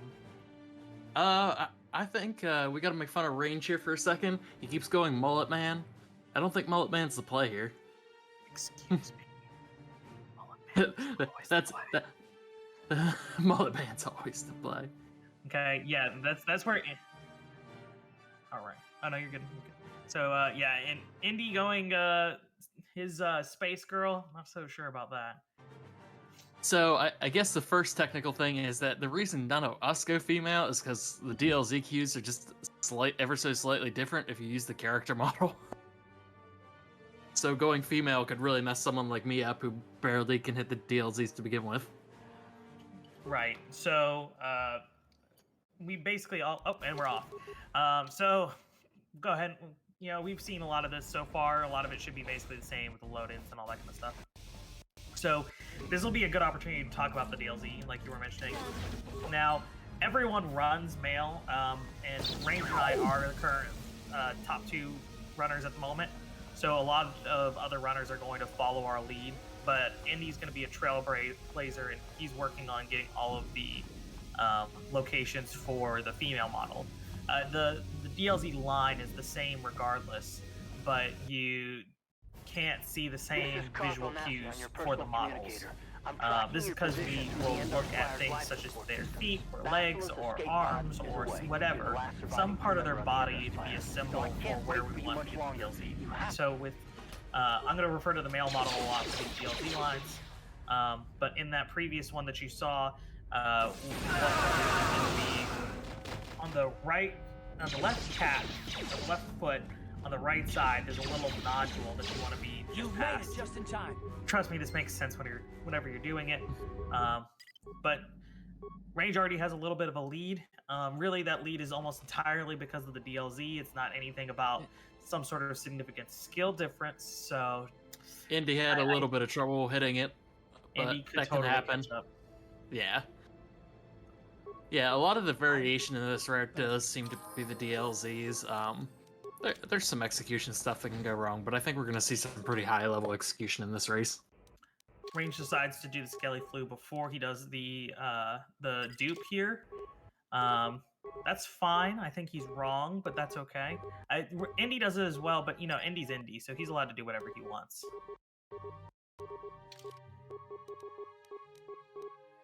We gotta talk to our favorite shopkeeper, Lareem. Excellent menuing out of Range there.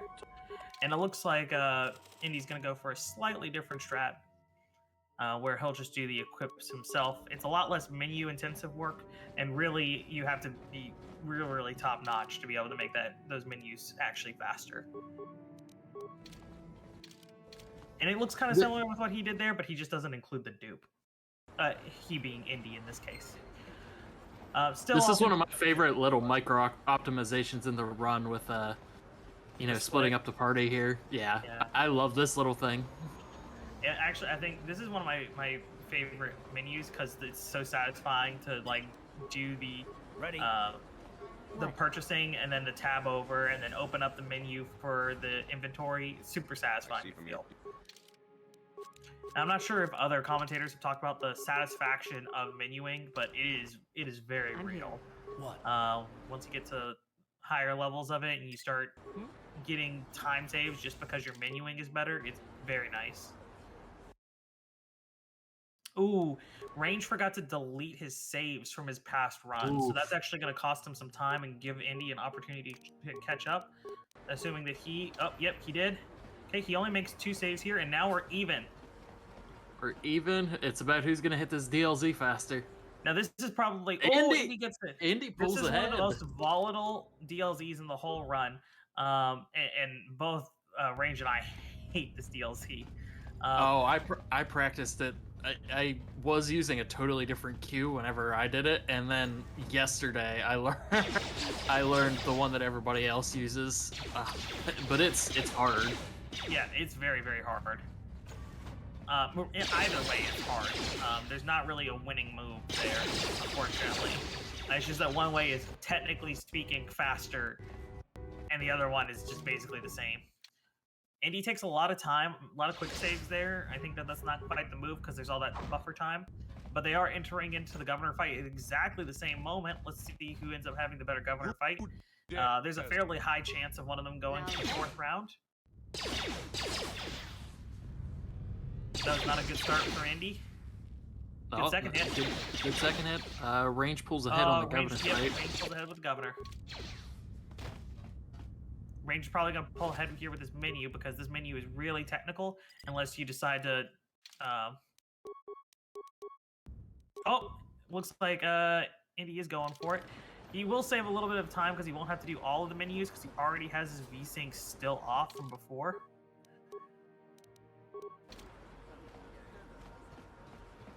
Here we go.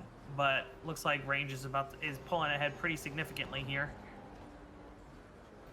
What kind of grenade did he get? I can't see exactly what kind of grenade Range got. I'll have to check in a second. Did he also get frags? Oh man, Range got frags. I wonder what might happen later in the run. Oh man, this is brutal for Indy though. This DLC is really, really tricky. Oh, did he lose his stems? Oh gosh. Okay. That's fine. There's still plenty of opportunities. One of the things about this current route is that there is a lot of chances for mistakes. Honestly, there's so many opportunities where something could just go completely wrong and it destroys your run. Like Bastila dying. That could just kill your run and make you lose a minute. Yeah, one of the things that happened in my run that's, you know, you don't... I forgot to unequip something as simple as unequipping, and then my Gaddon fight took forever because only my main character had weapons. Oh, yeah. That'll do it. Ugh. Hey, shit happens, right? Yep. Alright. Range is going to get ready to do swoops here. It looks like Indy's going to try to make up a little bit of time on these, trying to hit these DLCs quickly. There we go. Indy got it. Now, on one hand, I really do like Indy's ingenuity here with that. Oh, nice. Nice, quick Gaddon kill there. So this is something really, really tiny, but the way Indy did that hot shot there is different than I think both Range and I how we do it. So what he did is he went into the loading screen with a AMG anywhere menu glitch up, and so that allowed him to do his hot shot much quicker instead of having to make a hard save, then toggle the menu, then do the hot shot. So it saves him a little bit of time, but he does have to frisk around in a menu a little bit more sensitively, because if he messes up that menu, it's going to be trouble. Range doesn't manage to get a 22. It's quite sad. Let's see if Indy can pull off a 22 here. I think that will make him the real champion. This race is determined by swoop races, right? Yep. Swoop races is the only way to win this. And that means because I got a 22, no one's going to beat me, right? We're not going to think of the time that I crashed. No, I beat you because I had to run it a second time. Oh, right. See? Indy already won. He got a 23.01 and Range got a 23.09. That clearly means Indy's just faster. Alright, Range is about to leave. Now, you're going to notice another difference here coming up.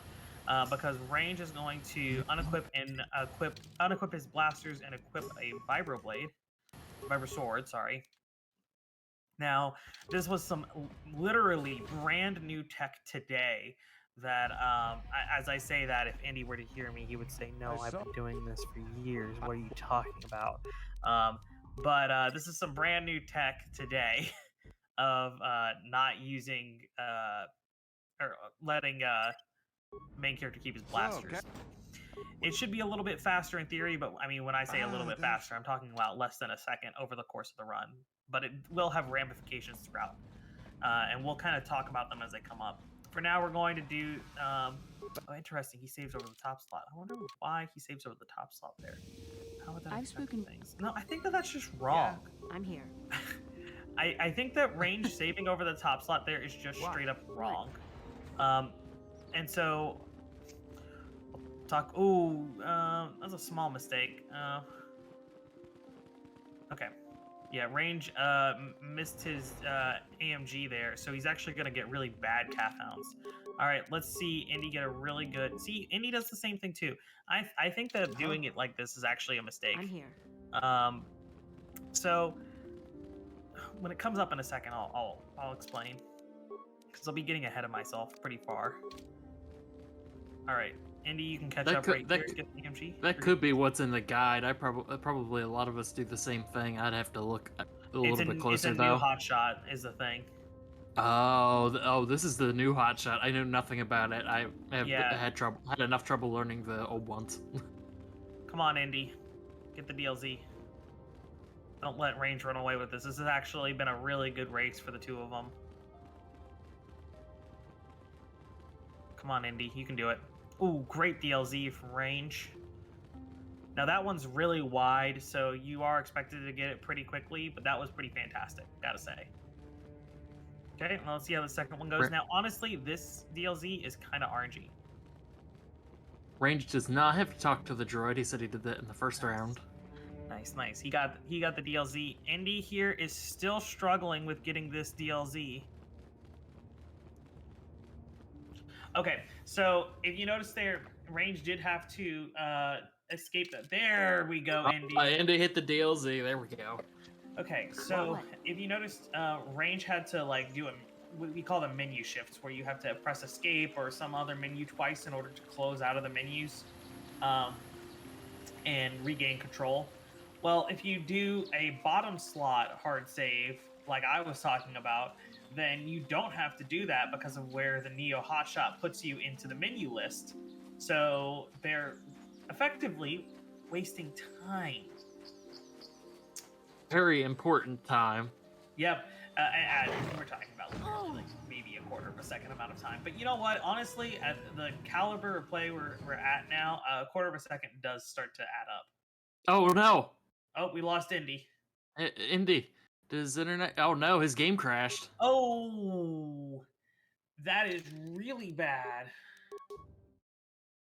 Okay, good. He realized that he had an autosave at the courtyard. Yeah, that's a crash I haven't seen in ages. Yeah, you can just crash there if you walk into the wrong part of the ruins. Okay. Fascinating. I've not run into that yet. Yeah. It basically the route that we take is A, shorter, and B, doesn't hit that. And when I say like if you hit the wrong part, I mean like I have only seen it like a few times in my several thousand of attempts. It's very rare. Alright, so range is about to do this cool coordinate warp that I don't know if anybody's talked about yet. But it warps Bastila halfway across the Great Walkway, and then the main character is going to GP warp Bastila the rest of the way to the basket, cutting out a ton of walking time. Because the Great Walkway is huge to do casually.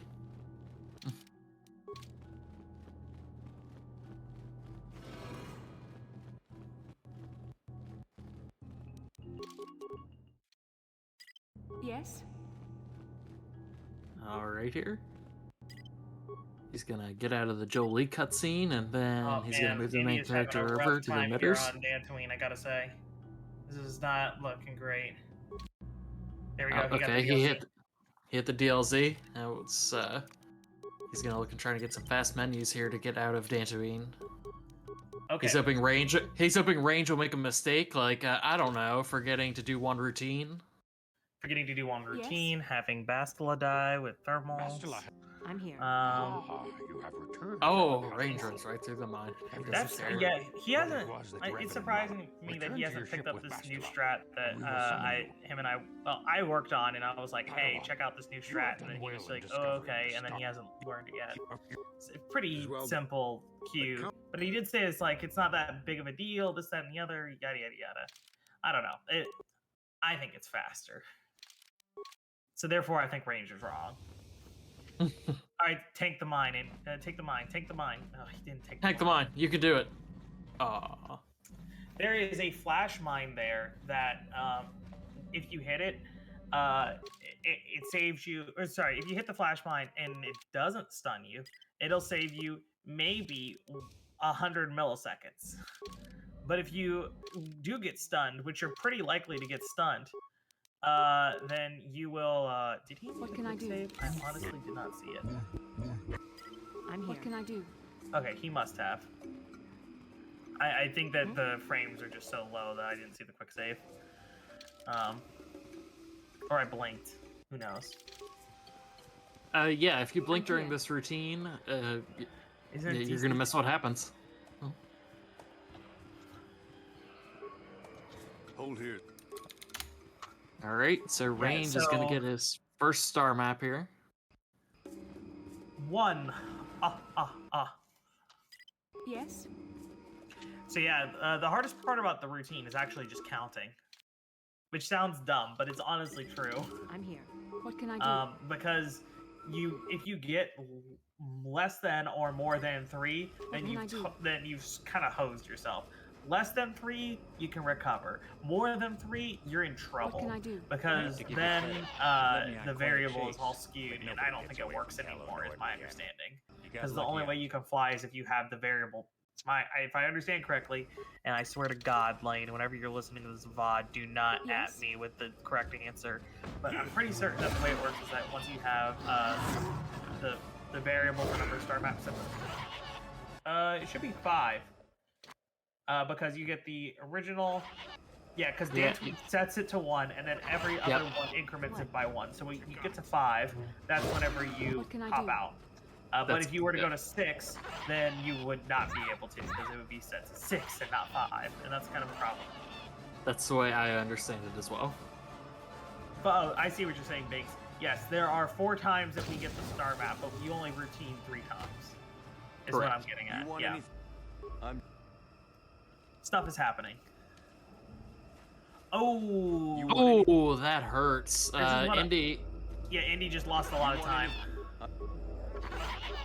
Yeah, so Bastila is gonna have, the main character is gonna have to walk all the way back to talk to Jolie. No, he needs to send Bastila back because the main character is gonna die to Kyle. Actually, it doesn't matter. He's gonna need the fast lane. Oh, yeah, and it looks like. Yes. Bastila might. He's gonna YOLO it. Yeah, this is sketchy. I'm not gonna lie. He's going all in.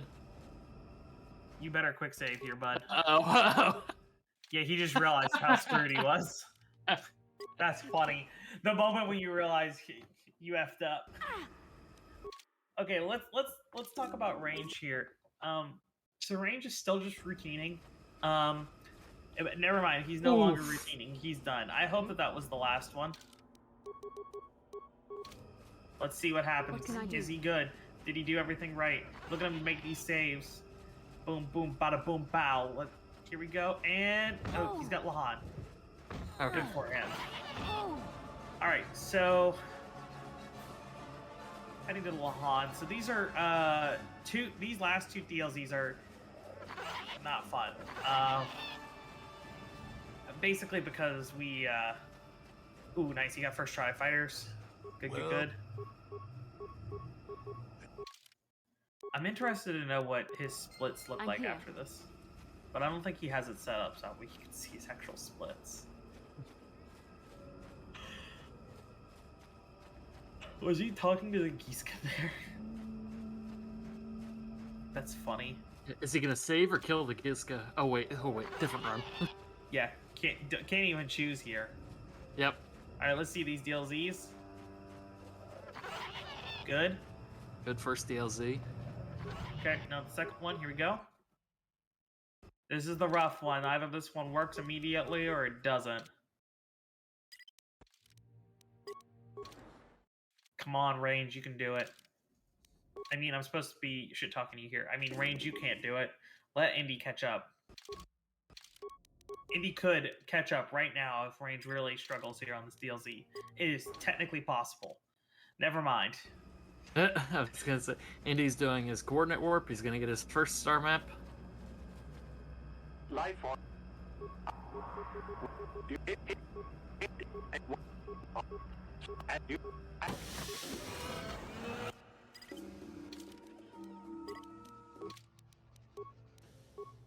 All right.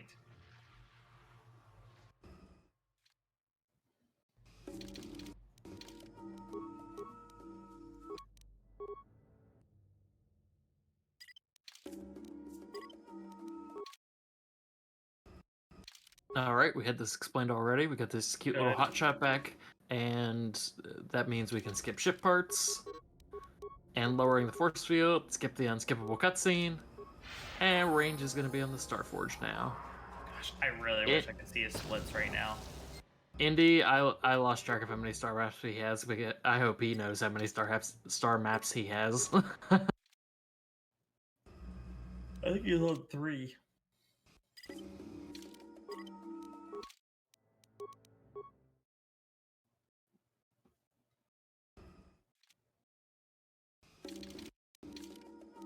I'm not gonna lie, I'm really paying attention to Range. Range really has me beat on Starforge. My Starforge is pretty mediocre, honestly. It's not mediocre. I shouldn't say that. It's just, you know, I keep messing things up on Starforge consistently. So Range's Starforge is pretty head and shoulders better than mine. One thing that's really nice about our community is how willing to teach and to learn from each other we all are. I'm sure that's really present in a lot of other speed communities, which I'm not really a part of, but being in the KotOR speedrunning community, I really do feel a lot of love and compassion from the other runners and trying to help each other. It's honestly one of the best parts about being part of the community. As somebody who is, you know, I've run some of the Xbox categories and stuff like that. Indy, Range, Chaos, Lane, they've all helped make that Xbox route a reality.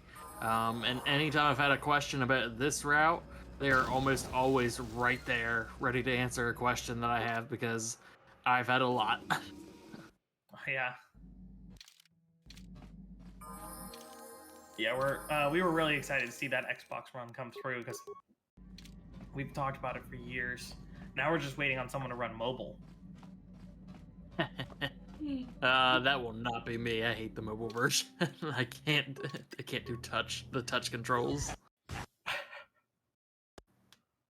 I did have the iPad version on for a while and just never got around to finishing a run or playthrough of it. Not a run, not actually trying to speedrun it. I got like halfway through the game on my Fire tablet. Nice. Was that first try Fighters? Yeah. Yeah, I believe so. Let's go. All right, we're gonna watch the Range Malik fight here. Will Bastila die? That's the real question. Now, if you guys remember, Range has frags. He's gonna forget he has frags. Bastila's gonna die. See, he queued the frags, and the frags suck. And now he's realizing that he needs to queue thermals. He's playing really safe here. Yeah, he's playing safe. Look how far away he is from these thermals. But you can see how like the main character just like ran right on up to Malik. That's the kind of stuff that'll just happen whenever this goes on. It's very difficult to control. You continue to. All right, and with that, Range is going to be our victor. So him and I are going to race to the finals. I'm hoping that I can keep up the paces that I was getting earlier, but I may have gone cold. That's what I'm a little bit afraid of. But great run from Range. Indy's had some unfortunate mishaps happen with Kashik issues. and with Dantooine, but everything else from Indy has been really smooth, with the two of them tied up all the way through most of Terrace, actually. They were really close through most of Terrace. Yeah, I think you know, most of Terrace was okay. I think what really did Indy in was the Dantooine Enclave DLZ. Yeah, that really, really hurt. Actually, you know, if he had gotten that at the speed of range, which sounds like rolling around at the speed of sound, just replace that with range. Rolling around at the speed of range, got places to go, the rest of his one was really solid. It would have been really close. Yeah, it would have been.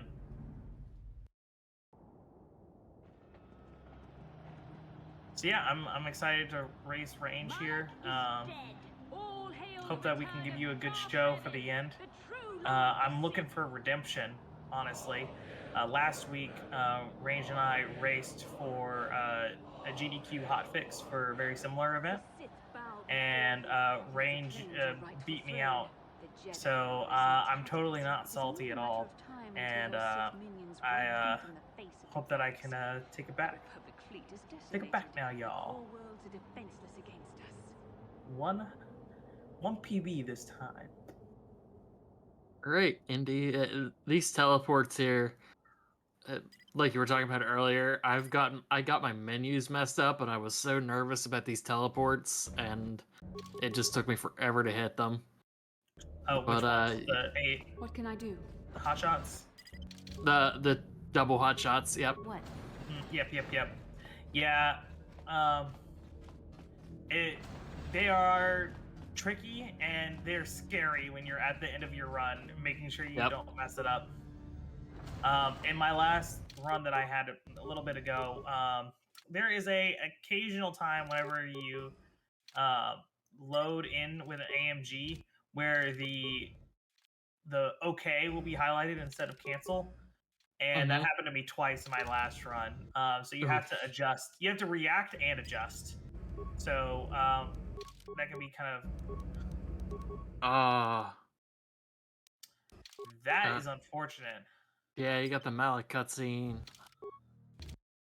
Looks like he's trying to get in there so he can hard buffer it again.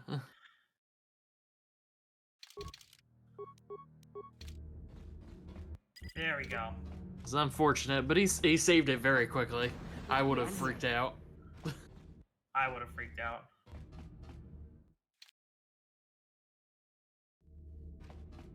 Okay. Yes? All right, final stretch. I'm here. Let's see how this fight goes. Oh, that's interesting. He cues the door to make sure the Bastille What can I falls. do? Very interesting. I've never had a problem with that, but can't blame him.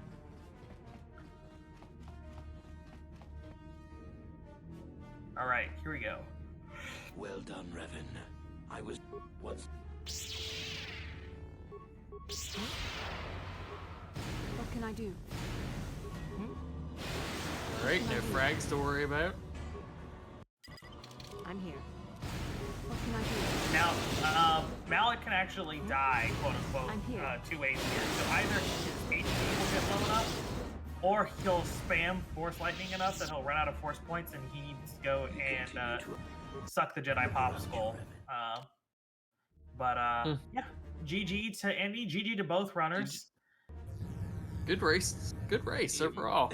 I'm disappointing how it went, but yeah. What their times were, but yeah. Thank you for having us on. Lord of the Sith. Phantom, any final words from you? Yes. Nope. Thanks a lot for having me on as well. It's been a great event so far. Glad to be a part of it. Can't wait to watch the finals. Good luck, Chaos. Good luck, Range.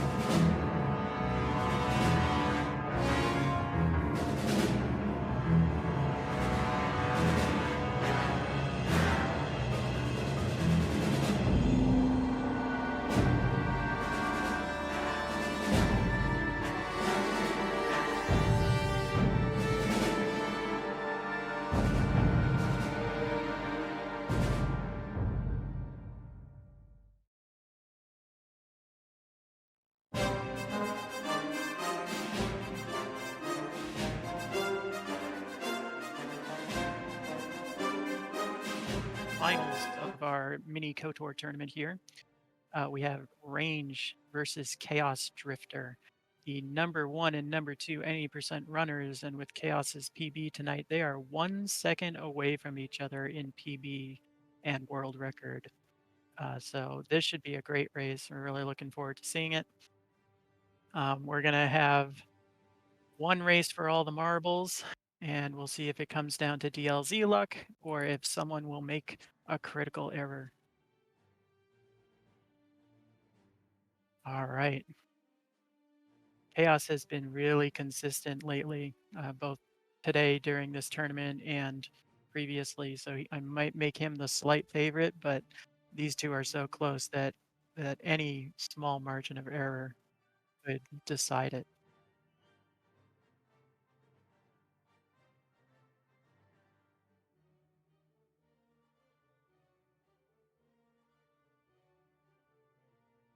If you want, sure.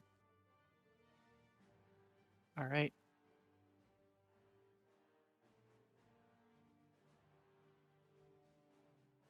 We have here my co-commentator, BinksMagnus. Welcome. Hello. Thank you. Thank you for joining me. I'm excited to see the top 2 runners race here. Looks like we're getting started. Yeah, Chaos and Range are very close in their PB time and overall skill level, so anytime they race, it's usually pretty fun to watch. And thanks again to RGLtv for putting the event on. It's been a lot of fun. Yeah, it's been a great time. I hope Chaos manages not to get Bastila killed this time. We'll see who picks up frags on Terrace. Yeah. All right, they're getting started here. And we are off. It always feels like this Spire DLZ is key to getting a kind of a good run going. It's only 15 seconds in, but it's the first reset point, so when you get a good one, it kind of feels good. It definitely does. There's a big mental game with DLZs overall, but just this being the first one kind of sets the tone for the whole run. I'm not sure what Chaos is doing here. I'm tracking your position through the Endar Spire's life support. Did a little dance. Is away. You're the last surviving crew member. Spin around in the hallway. And... So I can't wait for you much. Yeah, so Range has an early lead here.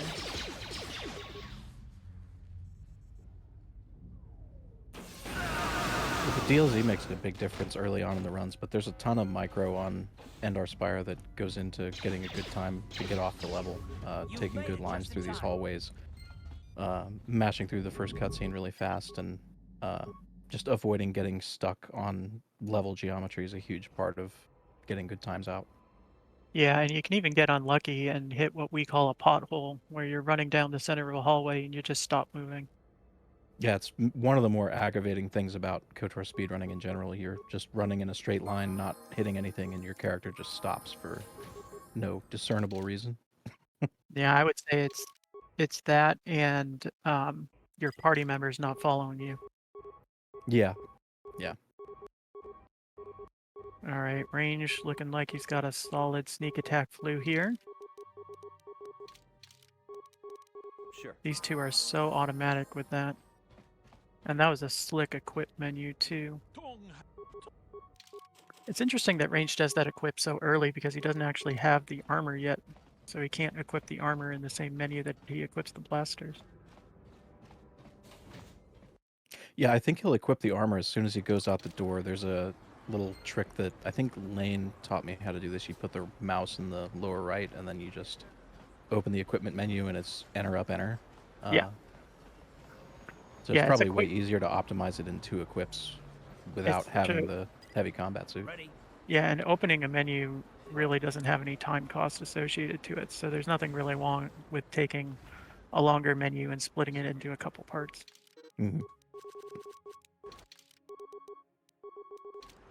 All right. Small mistake on the GP warp from Range, but not a big deal. Chaos is getting ready to buy his stims. Range is doing an autosave hotshot here, which is going to warp his party to the default spawn location in Upper City North, which just so happens to be near the DLZ spot for the Sith base. And let's see how that goes.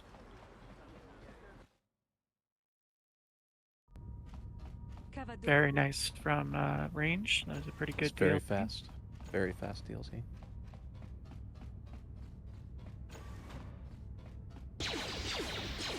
Chaos is right behind him.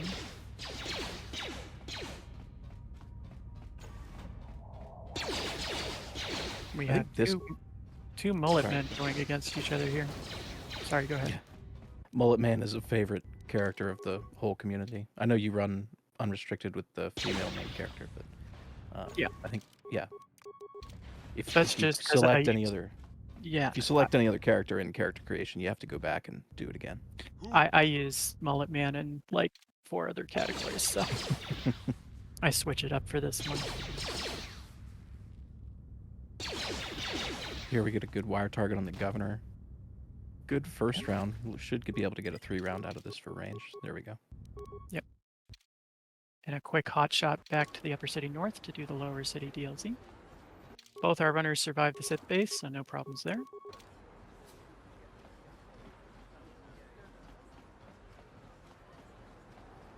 Yeah, they both are throwing caution to the wind a little bit. There is a strategy you can do that loses about 10 seconds where you hotshot back to the Endar Spire and get what we call plot armor, which makes you invincible for the rest of the game. So you don't have to worry about dying in Sith base or in the Shadowlands, but neither Range or Chaos have elected to go that route. That loses at least 7 seconds, but is safer for races. Yeah, but these two are on such a cutting edge that they're like incapable of doing a strat that actually wastes time. What's a safety strat? Little trouble on the lower city DLC for Chaos here. Range had a decent one. So Range is opening up a bit of a lead here. Yeah, these DLCs, I think there are 10 of them throughout the whole route that we do right now, but other than these, there aren't so many points where you can really build a huge lead at similar skill levels. I mean, most of the mistakes that you could make, as long as they don't potentially kill your entire run, they're usually fixable within 5 seconds or so. Yeah. And despite all this crazy menuing that's going on, really the glitches in KotOR are pretty consistent, with the exception of DLCs, I would say. Well, Range has killed Gadden. He's heading to the swoops. Yeah, you want to kill Gadden really fast there, because if you don't kill him in 1 round, he can kind of mess your day up. He can heal himself, and then his bodyguard has a tendency to one-shot you or Karth if you give her the opportunity to attack you, so you really want to get that combat done in 1 round. So Chaos did a new strat there where after doing the Vulgar clip, he hotshots back to Upper City North and does the Lower City DLC again. If you get this really smoothly, it saves about 4 to 5 seconds. So that's really a bleeding edge strat that he is perhaps brash to use in this race setting, but like I said, incapable of doing a strat which loses time. And as Chaos likes to say, the swoop time really determines the whole race. So let's see what Range can Chaos pull is out. going to lose this fight to Gadden. That's a big trouble. Yeah, as you see, the main character went down almost instantly there. The bodyguard and Gadden really don't play around. Yeah, so in theory, your sneak attack 9 is enough to one-shot Gadden, but sometimes you miss and sometimes you just don't quite roll high enough. So if that happens, there is a risk, and Chaos unfortunately ran into that right there. Yeah, the way sneak attack works is it adds 1d6 damage to any successful attack against an opponent that you have an advantage on. Either you're behind them or you're in some sort of stealth. Basically any attack that they can't respond to. So sneak attack 9, we should be getting between 9 and 54 extra points of damage. Yeah, you usually see in the 30s and 40s with blasters. Mm-hmm. And we are dual wielding, so I mean, on average, about 60 damage per attack round. Not a whole lot is going to survive that in this run. It's actually fairly recently that we switched to blasters. We used to use fiber blades, but if you have a blaster, you get the +10 to your chance to hit when you're next to a melee fighter. And the only 2 people we fight in this run is the governor and Gadden, who are both melee fighters. So switching to blasters gives you a lot more consistency on those fights, but it does do slightly less damage. Alright, so range is on Dantooine. He's setting up to do the Enclave DLZ here. After his unfortunate fight with Gadden, Chaos is off to Swoops. Yeah, this setup for the Enclave DLZ is actually relatively new. We only started doing it this way a few days ago, and some of us still haven't learned it, but we always used to go towards the left there to head towards the council, and there is kind of a convenient visual cue there. Oh, and range gets it pretty quickly, but Canderous is out of range, so he gets the gather party text. You can't go through a load zone if your party's too far away from you, and a DLZ is triggering a load zone. So unfortunately, Canderous didn't follow range closely enough, and he had to redo the DLZ. But he got it reasonably quickly the second time. Yeah, usually Canderous follows you pretty well through that hallway. So I don't really know why some people get that problem more frequently than others. It might be something to do with the way you move through the hallway there. I've found that it happens a little more frequently to me with this new DLZ spot. Not totally sure why, but it was a little unlucky. So it's like Chaos is off to leave Terrace here. And range has a pretty good Cathound pattern as he goes towards the ruins. Love to see it. Yeah, there's like 3 different patterns those Cathounds can take. Yeah, I generally prefer it when they spawn pretty far back. If they spawn right at the intersection next to all the rocks, they can just kind of array themselves in a pattern that makes it impossible to move through them. Especially when they start to attack you, you get body blocked pretty badly. Yeah, there's one pattern that is just trickier than the others, but if you know how to handle it, it's not a huge...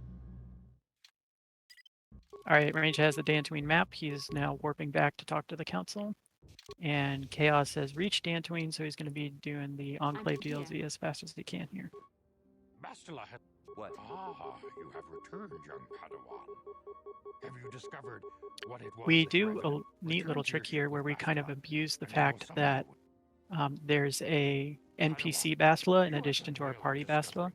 When we warp back to the Enclave, we do a quick save and quick load. And the NPC Bastila who's standing with the council becomes our party Bastila, so we're able to talk to the council very quickly that way. What can I do? Pretty good Enclave DLZ from Chaos. And range is off to Kashyyyk. And this section for range with the conversations with the council is, I think, one of the more interesting uses of the transit back to Ebonhawk feature that isn't even really a glitch in this category, or at least isn't used in a glitched fashion at this particular time.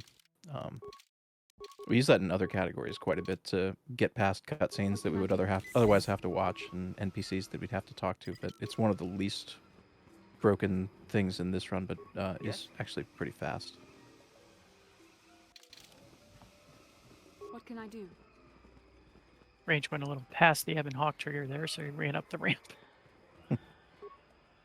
Hold here.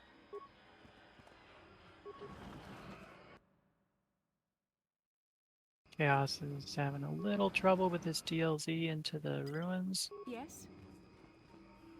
Go. DLZs, because of the way KotOR stores coordinates, get easier if your coordinates are further from the origin. So that Ruins DLZ that Chaos just did is actually pretty far from the origin, so it's one of the theoretically easier ones to get.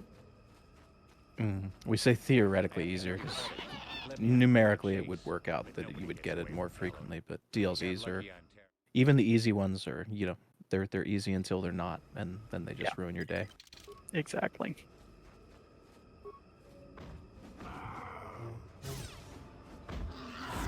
So you notice range equipped a sword. If you have a melee weapon equipped, you can use Flourish weapon to move easily during cutscenes. You can also, I think Chaos will do this strat when he gets here, you can also manipulate your party members so that the cutscene freezes Bastila instead of your main character. And that way you save having to equip a sword, but it's a really minor difference. Who are you? Yeah, this is something I didn't know about. You swap to Bastila right before the cutscene activates, and it freezes her instead of you, and you don't have to flourish. It's kind of interesting.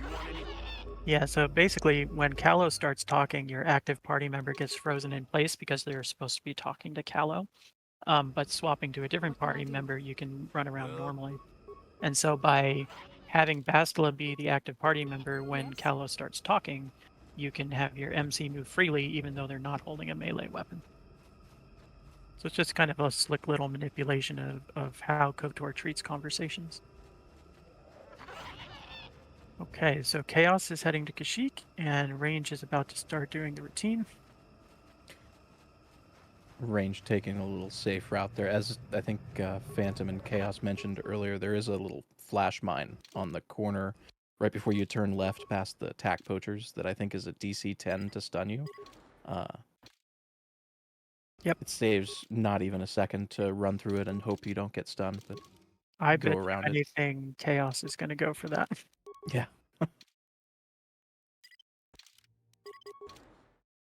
So we mentioned this during one of the previous races, but basically Range is doing a series of 3 glitches in a row here.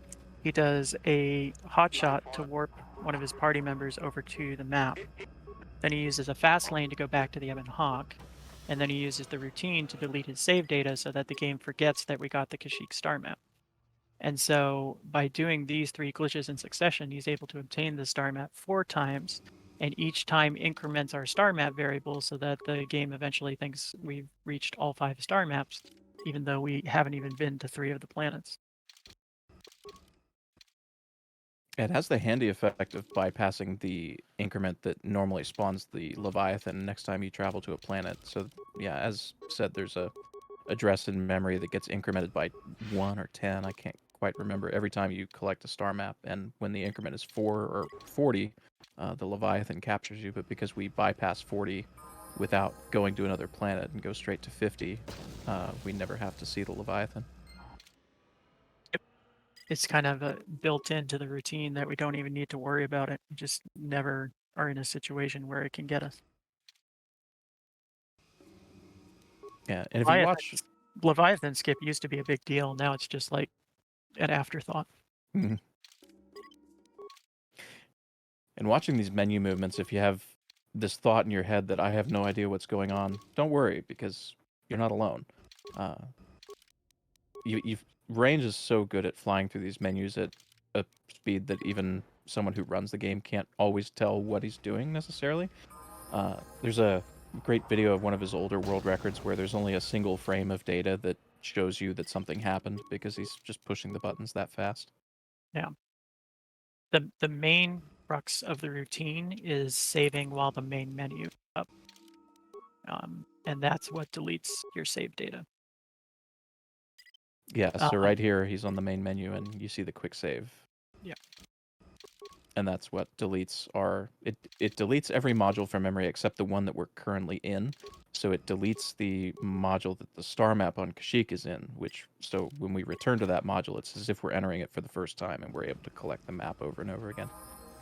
And the reason we can go back quickly is because we have a transit point there from doing the fast lane trick. Chaos is trying to get past this mine. I told you he would do it. He's been stunned 3 times at least. Alright, there he goes. He got through. So Range has opened up a pretty big lead here. Gonna take a lot of trouble with one of the Lahan DLZs, or maybe a mistake on Malik for Chaos to get back into this.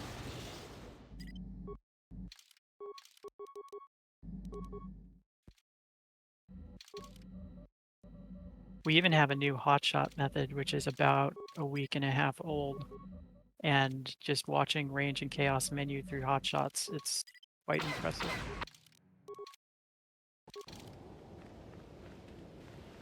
So Range got, I think, second try skirmish skip. Mm-hmm. And Chaos is... Looks like he closed his game either by mistake or because he made a mistake during the routine. Yeah, the skirmish skip is one of the interesting things about this category in particular. Normally, when you're speedrunning this game, fighters are an inconvenience. You don't want fighters because you have to kill the fighters, and it takes 10 to 12 seconds if you're really good at it. In this instance, we do actually want to get fighters because it enables us to skip past the intro section to Lahan and I think a cutscene, the stunt cutscene where you arrive. It also skips the parts. You don't have to repair the Ebon Hawk. Sure. That's the main benefit, because getting ship parts requires you to go a little bit out of the way. And if we never visit the Lahan version of the Ebon Hawk, then we never have to repair the hyperdrive. But we need fighter skip in order to skip the Lahan Hawk. And it skips the cutscenes that are associated to it. Oh, does visiting the Lahan Ebon Hawk delete the other Ebon Hawk? It deletes... No, I don't think it deletes the Ebon Hawk, but it deletes the rest of your save data. Because normally when you repair the Ebon Hawk, you cannot leave it again, and you're forced into going to the Starforge. But we skip that in this category because of part skip. But that's not really too big a deal in this category. It's mostly just skipping the cutscenes. And then the little AMG there from range skips a 2.5-minute cutscene. Mm-hmm. He's on the Starforge now. He had an instant first DLC on Lahan and a average Summit DLC. But he's in good shape here. What can I do? Chaos is still finishing up his routines.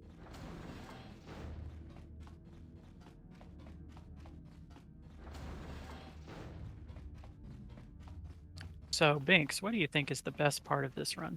What's your favorite part? My favorite part of this run, probably, honestly, the routine. The routine is just really an interesting collection of glitches. And then, as you... having learned the run, or the bare bones of the run, not even, I think, a week ago, the routine is probably the part of the run that I think feels the best to get better at. Right.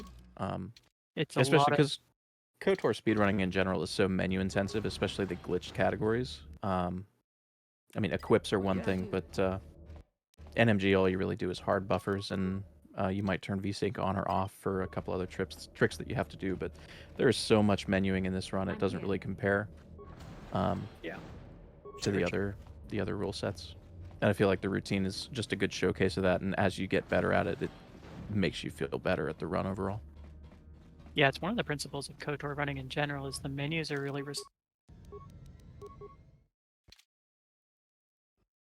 Might have lost Indy.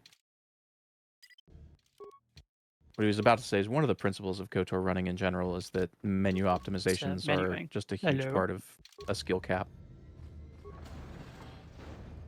I think you cut out for a minute there, yeah. You're back. Yeah, just sort of piggybacking off what you said, it's a high skill cap, both in menuing and just in general. So it's the kind of game where you can always get a little bit better. There's a ton of optimization you can do by just finding a way to do a menu just a little bit faster.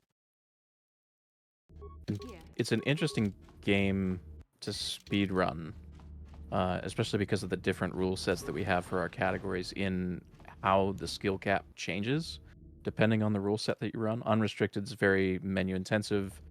It's a lot of knowing which buttons to push without even necessarily being able to see the menu on screen, whereas glitchless, I would say the largest skill cap probably is in equips, but that's more or less ubiquitous across all our categories, but then also a lot of micro movement with party members. Yeah. Well done, Revan. All right, Range is in the Malik fight. Let's see how his thermal detonating goes. And Chaos is doing the Lahan DLC. Range is playing it extra safe here, staying well away from the thermals. Sure. And that's a really good Malik fight. Sure. All right, just don't mess up the AMG. Yeah, And Malik fight doesn't get much better than that. Yeah. Range wins. Congrats to Range. The main thing you're looking for in the Malik fight is to get a good rhythm going with the thermals for both of your characters. and you want your main character to survive as long as possible. He is really low on health, and Malik can either lightning him, or if he catches a stray thermal, he can go down pretty quick. So that was a really good Malik fight because he kept both his characters alive and got a good rhythm with his thermals so that Malik was stun locked. So it was really well done from range. Yeah, well done, GG range. Yeah, getting into the rhythm with the thermals is actually pretty difficult, especially swapping back and forth between the two characters. Because of the way combat in the game works, you can queue up a certain number of actions at a time. But with thermals, you don't necessarily want to queue up too many because sometimes your character will throw them at the wrong spot. It'll throw them where Malik used to be instead of where he is now. So you kind of have to get into a rhythm of swapping back and forth in the beginning to A, hit the right spot with the thermals, and then B, make sure that your character doesn't automatically queue up a combat action like I'm going to go flurry Malik. Yeah, your main character tries to shoot him, which is pretty funny. But yeah, if you just queue up 4 thermal detonators, the character will throw all 4 of them to the same spot, and the knockback will mean probably only the first one hits. So at least for me, I'm constantly disengaging my character and then rethrowing a thermal because that helps you to sort of reinitialize the target. A little trouble parting the Red Sea here. So that run from range was an 18:53 in-game time, which is only 30 seconds slower than the record. So a really solid run from range. Very good for a race environment. Very good. Chaos very good in general. Yeah, it's just really good run. That's a time that only 2 people have beaten. So. Yeah, you're third place with the 2033, right? Yes, I got a 2033. What can I do? My strats are a little bit old because it's about a 6-month-old PB, but no one else has really come close to Chaos or range. So. 2033 is an interesting time because that was the unrestricted world record for quite a while. I think over a year almost.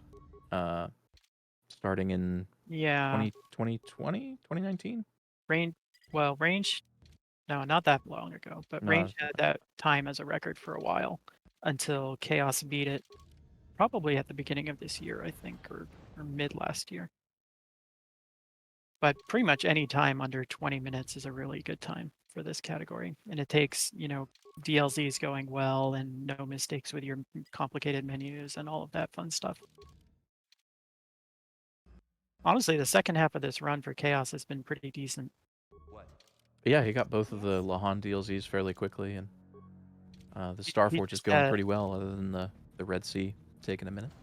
Terrace was Chaos's downfall this time because he had some trouble with the Lower City DLC, and he died to Gaddon, and that pretty much put him in a hole that he couldn't recover from.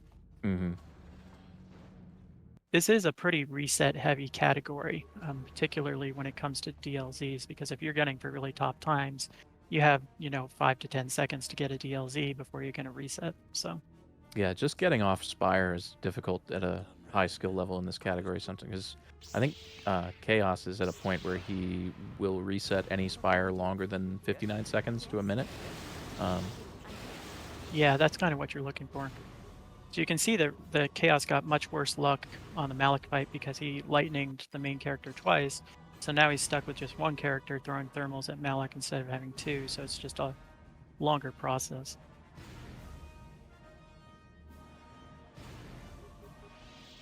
But it looks like he has navigated it correctly. So Chaos is finished. And congrats to both our racers. Range takes the tournament, and Chaos comes in runner-up. Very well done to everybody, and thanks again for RGLtv for putting this on. This was a lot of fun. Yeah. And thank you all for watching. I hope you enjoyed our 4 races today. There were some great moments. And if you're interested in KotOR speedrunning, we have a Discord that you can join. So you can find that most easily through the SRC page for KotOR 1 or 2. We have a Discord for both KotOR 1 and KotOR 2 speedrunning. And if you thought this run was broken, KotOR 2 any% is even more broken than this. And if you're thinking this might be a game that you'd like to speedrun, but you might be a little bit intimidated by how opaque some of the tricks are. I'd say that KotOR is very well documented and well tutorialized game. On our speedrun.com page is just covered with tutorials on specific glitches and tricks, and then complete route guides for basically every category that we have that break everything down to very easy to understand and micro detail. Yeah, we also love to help new runners, so if you have any interest in KotOR at all, whether it's glitched categories, glitch lists, or anything in between, come join us. Yeah, thanks for commentating with me, Binks. This was a fun race to watch. Thanks for having me, everybody.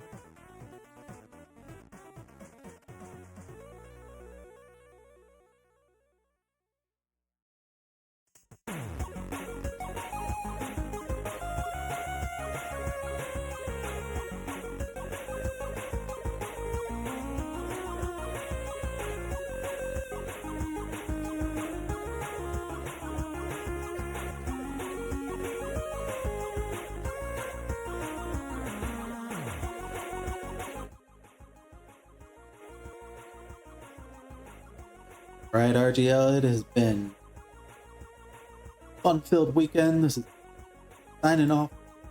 We fun-filled days of ninja action.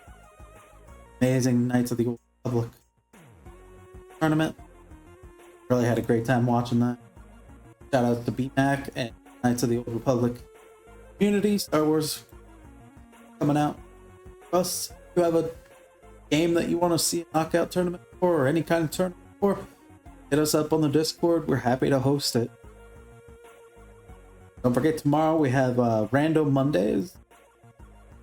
That's gonna be with Weapon doing we're gonna be doing Zelda 2 Rando tomorrow, and then next Saturday we have our DOScathlon 10 DOS rate.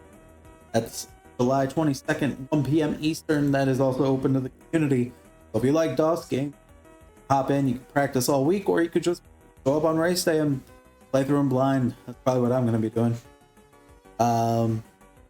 Awesome. We'll go ahead and call that a night. You'll see you tomorrow for Rando Monday. Tuesday we have a Windjammers mini tournament for RGLtv Sports. So if you like Windjammers, come on by. Wednesday we have WODS Day with Kavik and Toad going through another Doom mod. In for that. Thursday, Night at the Cinema, the exciting conclusion of Indiana Jones and the Fate of Atlantis with Cypher. And Friday, Retro Race Night. Be there 9 p.m. Open to the community. You can run race 2. Then Saturday again, DOScathlon 10 game race. We'll see you. Till next time, I'm Ample. Thank you all so much, RGL. You guys are a lovely, beautiful audience. We'll see you.